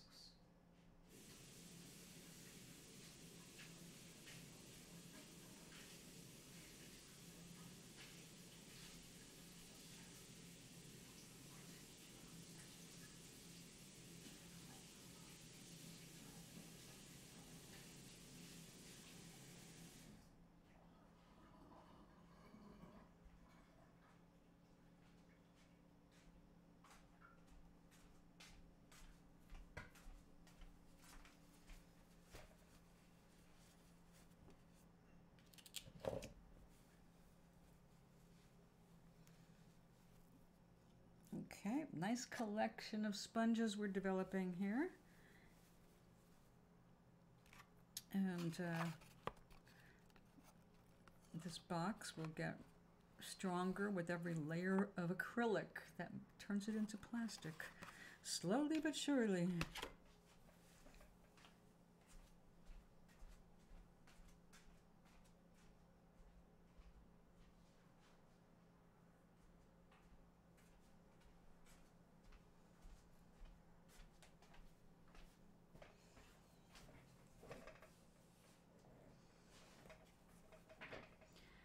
Now, everything that I talk about, I say, don't sit and argue whether I'm right or wrong. Prove it to yourself. Do it. If you try what I talk about and you see the success in your life, you're going to see the proof is in you doing it. And it's not going to be about me. I'm not saying, oh, well, I led you to this truth. Now worship me. No, no, no, no. The opposite. Leading you to your truth should get you to be part of the universe and work with the universe. Not me. I'm just another teacher along the path of teachers. I know who I am and I know what I'm doing most of the time because I do it. I follow the universe. Universe and I work together, and that's why I can be happy. I don't have to own everything. I don't have to control anything. The universe is like constantly giving me what I ask for. And the universe will give you exactly what you ask for as well. But you do have to know what you want. You have to get an idea. And the secret to that, there is a secret that a lot of people have still not figured out. It's not just about the pictures in your mind of what you want. You know, we talk about the image boards and all that. It is important, very important to work with pictures because the universe doesn't work with words. That language is a human thing. They're a human, so humans can communicate and try to express what spirit inspires them to do and all that. But language is different. The universe works on two things primarily. What you see in your mind, what you see happening, the little movies that you write in your brain, those are your movies, and those are your futures, your potential futures. And that's what the universe is reading as, the signals are telling universe what you want lined up for your future. That's why it's very important to understand you predict yourself into your future. But also pictures. The literal, I need a new bed. See the bed, okay? But the most important thing to connect with is vibration. It is the harmonizing of your vibration with that which you desire. When I say harmonizing, I mean it's recognizing that vibration and feeling it. And the only way you can harmonize and understand that you really are harmonizing with it is by sitting there and think about having what it is you want. Imagine already it's done deal. You have it. Whatever it was you wanted, whether it was a nice cup of delicious coffee, the perfect cup even though you have no clue where to find it, but that's what you want, a nice perfect cup of coffee. You have to see it in your head. You've got to imagine. You've got to sit there and go, yeah, I can feel that. I feel good as if I have that cup of coffee right now. The universe feels the vibration and echoes it back. So when you're working with fear, that's why we don't want you working with fear. Because why would we want you to repeat fear and magnify fear in the world? Fear is destructive. It's what kills each other. Out of fear. Eliminate the opposition. Eliminate what we're afraid of. Eliminate what we don't understand. That is fear. Universe is love. That's why the conflict. The universe is not about fear. Yes, universe has shadow. Shadow is not a bad thing. It is a state of not having the light. But it's a figurative thing when we think about it emotionally. In terms of humanity, when we think of shadow, we think of the dark side of ourselves, the bummer things that we know about ourselves, the parts of ourselves we must conquer and be stronger than. Yeah, everybody's got that, but those shadows are more often our experiences that did not set us out on the best path or made us respond to circumstances in not the healthiest way. That's our personal shadows. It's not the same as the universal shadow when light was created. It also created a shadow when it confronted matter. And that was the first miracle, was recognizing the solidity, recognizing shadow.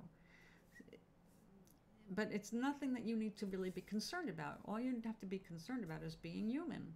Right now, being human and learning how to work with the rest of the universe if you wanted to cooperate more. We cannot look at our world right now with all the negativity and go, oh.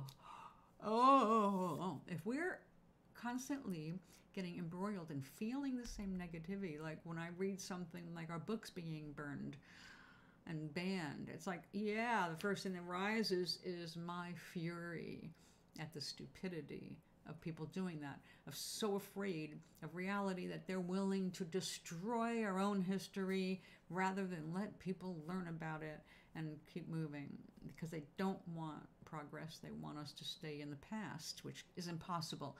It's always self-destructive to try and remain in the past. You try to recreate the past in a real way, you self-destruct, because that's not what the universe wants. The universe has been there, done that. The universe is constantly evolving. The universe is constantly growth-oriented.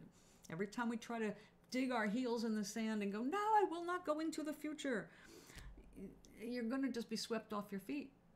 All right? Something's going to take it away from you. It's going to be a tidal wave that just washes you away, or it's going to be an undercurrent that sucks you out to sea.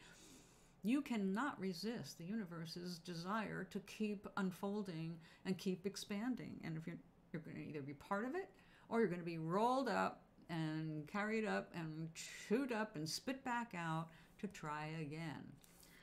So, I mean, you're not going to be destroyed. But you will not have anything to cling to. When you're sucked out to sea by your own ignorance, well, you're just going to have to come back and try again another time. So we don't want to encourage that. So if you see it and it upsets you, remember that you being upset, you have to turn that energy around. Individually, it's an individual thing. It's not, you don't have to be part of a group. No one else has to agree with you. Just sit there quietly and remember what it is that is the real power. Love. So look at whatever is upsetting you and turn it around in your own head and heart so that you can vibrate a cure for it. The opposite without becoming anti. Remember, I am anti this, I am anti that. That anti is actually resistance that brings more of exactly what you're anti. So you can't think that way. It's not, I'm anti-war. It's, I am pro-peace. I'm not anti-hate. I am pro-love.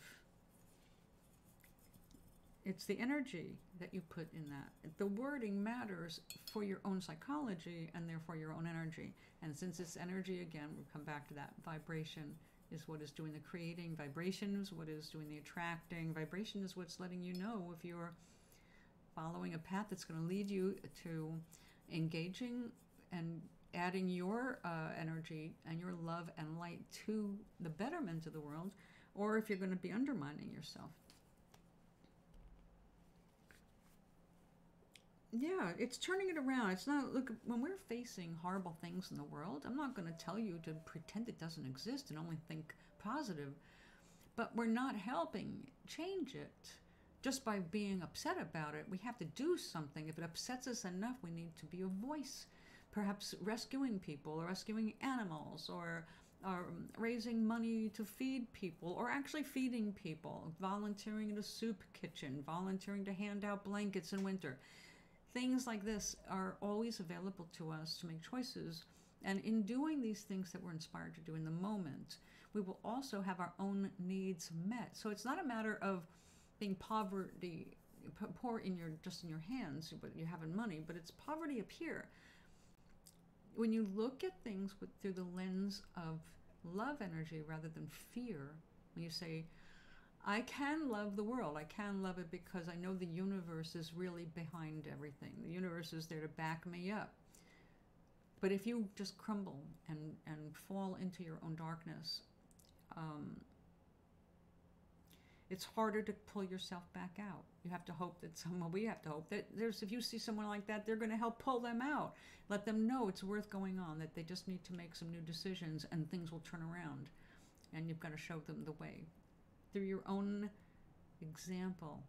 Because who should believe you? How can you tell someone to think positive if you have not actually proven that you can use that energy to make your own life better? I've made my life better this way, so I can say, yes, it does work. And it's worked because I did this, and I did this, and I did this. And it takes time to retrain your brain and your emotional responses to things. But what do you have but time? So every day when things come up, you've got another chance, right? New challenge, new chance.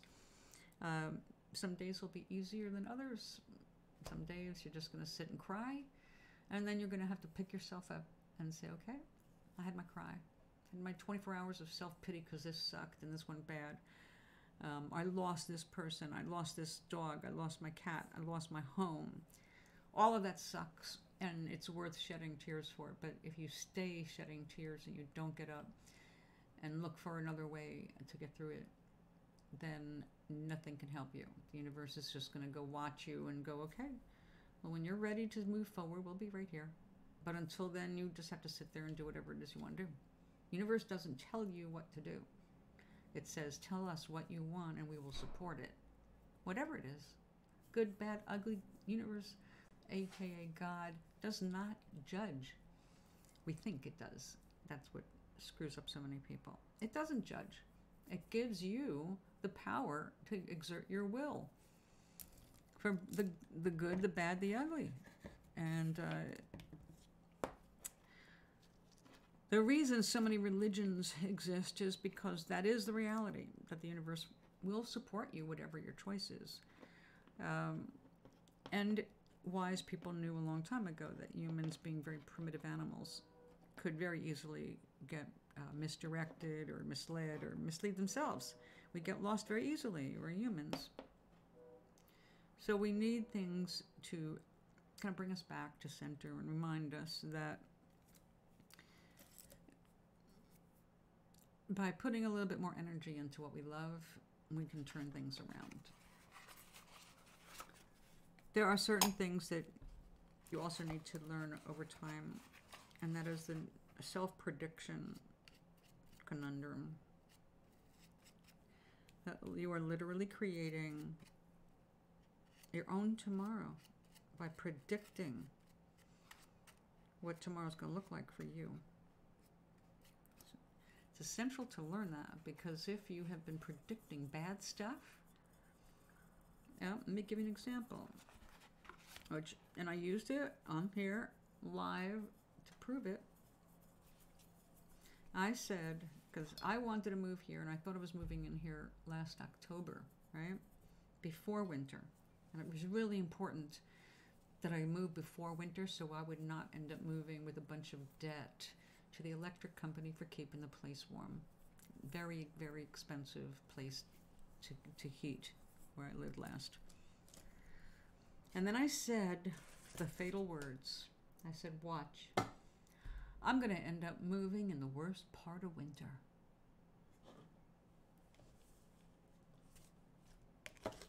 You got that right. So what happened? I literally moved in the worst part of winter, which didn't happen until February. January, February, we started having our more severe storms, the most brutal cold. And in the most brutally cold week, that's when I got the news that I could move. In the middle of February. Well, it's horrible, but it's not. Think about what that means. I predicted it. I didn't predict it because I was psychic. I predicted it because I was working with manifesting reality according to my will. I just didn't realize when I said that I was expressing will. And I needed at that point when I said to go, no, no, no, no, no, no. And I should have stopped and re-envisioned that entire process of getting into this apartment. This apartment was vacant for more than 6 months. And it was promised to me in October. I picked my apartment out in October. I knew I was coming here. And I somehow managed to delay it until February. And I spent a miserable winter in the condo. That is the way it works. So as soon as you think about your future, even if the future to you is only 2 weeks away, think about it. Seriously, what are you expecting to happen in 2 weeks? What are you expecting to happen? That tells you right then and there what you are predicting yourself into. Your expectations equal predictions. That's why it's important to not just think positive, it's about actually thinking more hopefully. Like, but this could happen, and I can see that. I can see this happening. And then predict it like you're writing your own story.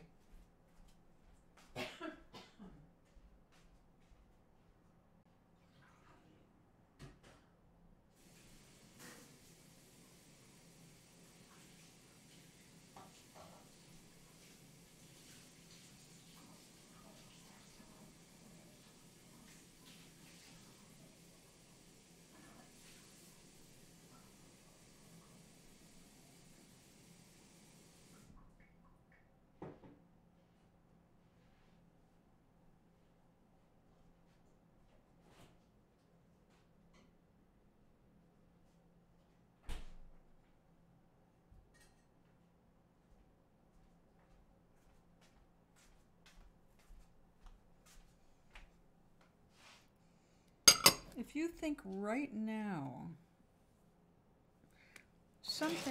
think about something you would like to see in May.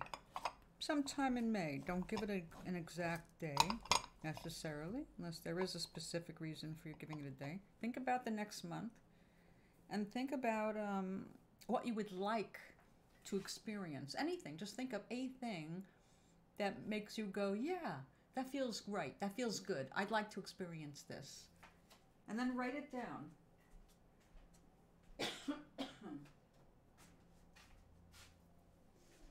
Not like write it down as a big deal. I want you to just write it down like a little note.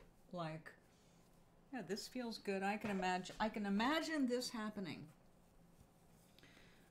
So think about, what are you imagining could happen in May?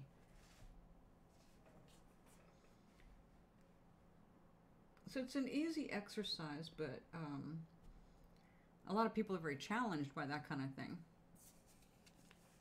Oh, this has been sitting too close to the computer.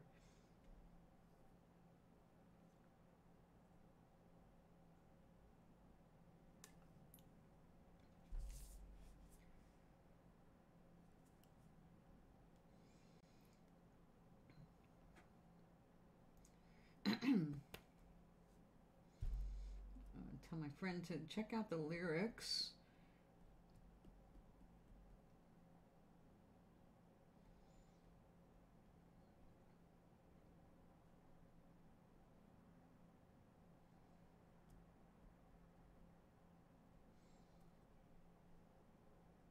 Good. Universe always hears you. That's the point. You see, this is what I want you to start thinking about a little bit more often. You are a vibrational being. Every cell, every molecule, every atom in you is vibrating. You know that scientifically. You can look that up. Science has already proven that's true. We are constantly vibrating, right? And we are a cooperative conglomeration of vibrations. That's why we've got different colors assigned to different chakras, right? Yes, I intend to flow with the universe. The universe always is connected to you. You cannot be disconnected. That's why we don't die. Because when we drop our physical bodies, that which is still light and energy returns to our greater home, which is, for lack of a better image, liquid light, liquid rainbow light. Right? We flow, we go with it. But while we're in a body, we have limitations, and they're very specific. And I know it's hard for people to understand when they're suffering. These are cherished sufferings. We want them. We allow them, and we encourage them.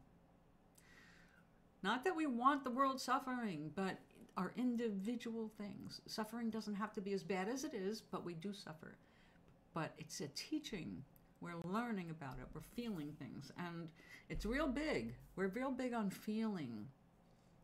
Humans are big on feeling. That's why our entire physical body is enrobed and encased and protected by our epidermal layer, which is all feeling.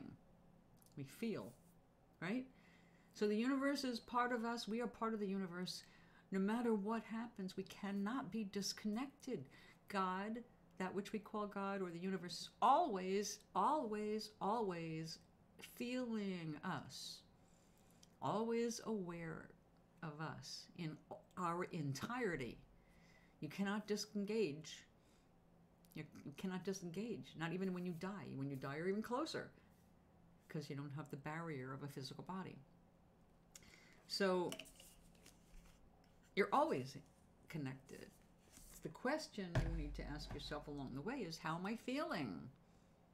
When you're feeling good, you're going in the right direction. You're in the flow. When you start to feel bad, bummed out, you need to stop and say, why?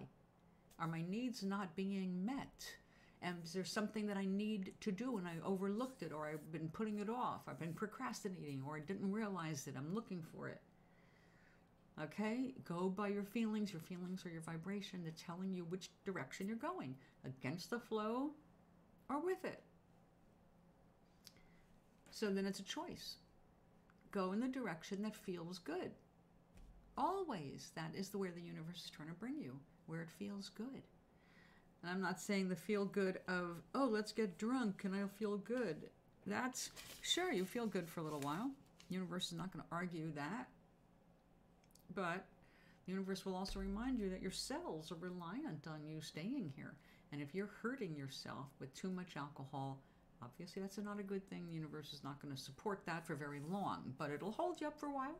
That's why some people can drink into old age, and they're leading not happy lives, but they are getting what they have created and what they went with. So make a wish. My universe is always asking me, because I'm very easily contented these days. I want more. I want more for the world, especially. But for myself, I have, as long as I've got food to eat, shelter, and art to make, and things to create, I am a happy person. I don't have to be in a rich tower. I don't need to have fancy clothes and fancy furniture and, all of that. I need some nature. I need peace and quiet. I do have needs, and those are the things that right now are being supplied. I'm getting my peace and quiet. I've got a safe place right now. I've got what I asked for. I have lost track of how many houses. I have no idea anymore. I am starting a thing, though. I am taking little videos of them on a little carousel so I can get pictures of them 360 degrees, and I'm posting them up on my YouTube channel. But I have to go back and remove the sound, because you can hear sound of the motor and probably me breathing. I'm not a really good artist that way. So I'm just trying to document them. Like this one I'm keeping. I like this one. This is my rainbow house. And it's just very happy. Maybe that'll help. I look at that and I feel happy. Every window has flowers. The whole roof is full of light. The windows are full of light.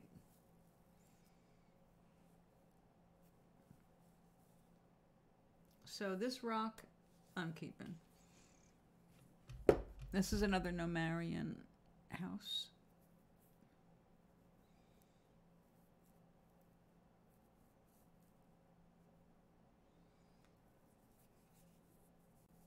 Ah, yes. I can see that. So everything's a little different. And I'm just enjoying doing what I'm doing. And like I said, when I catch up with the houses, I've only got 3 houses left to do. And when they're done, all the paint goes away and the graphics pad comes out and I start learning Photoshop, GIMP. And I can work on some other projects.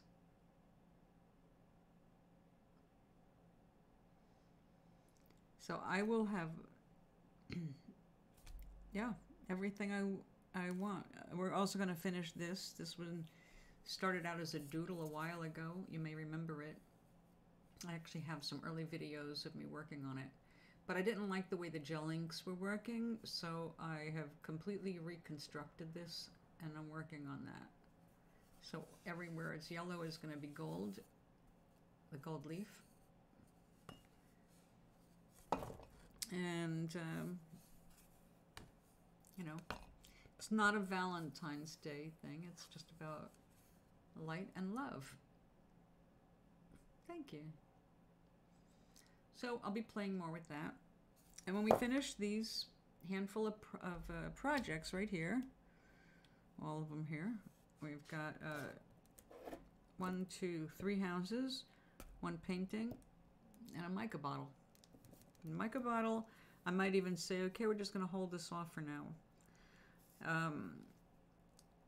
I'm going to cover all the black with the clear, and let's see. I am still playing SimCity. Not at the moment right now because I'm here. But yes. Are you?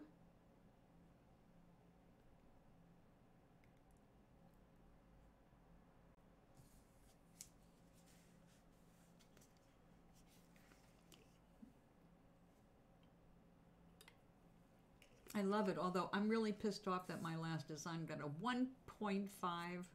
Like, what? Others that were close to me got like 4.0. Like, this is a rip-off. But, you know, it is a great game. I love it. I love creating, obviously. So that's my morning, my tea and banana and my breakfast biscuit. I do that. I eat that, drink my tea while I'm playing that, and Scrabble. And then I have to get out.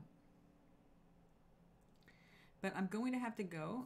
I'm expecting any time now to get a phone call saying that my prescription has been delivered, which means I've got to make a run downstairs. So I'm going to go put my shoes on and get ready to run, because it's a long walk down the I'm going to take the stairs.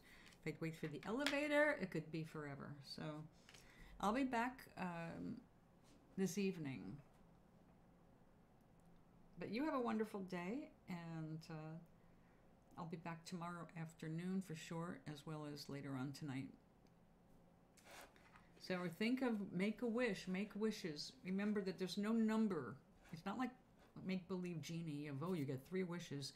You have unlimited wishes. That's what the universe, the greatest genie of all, is saying. You have unlimited wishes. So start making some wishes and start feeling them in your future.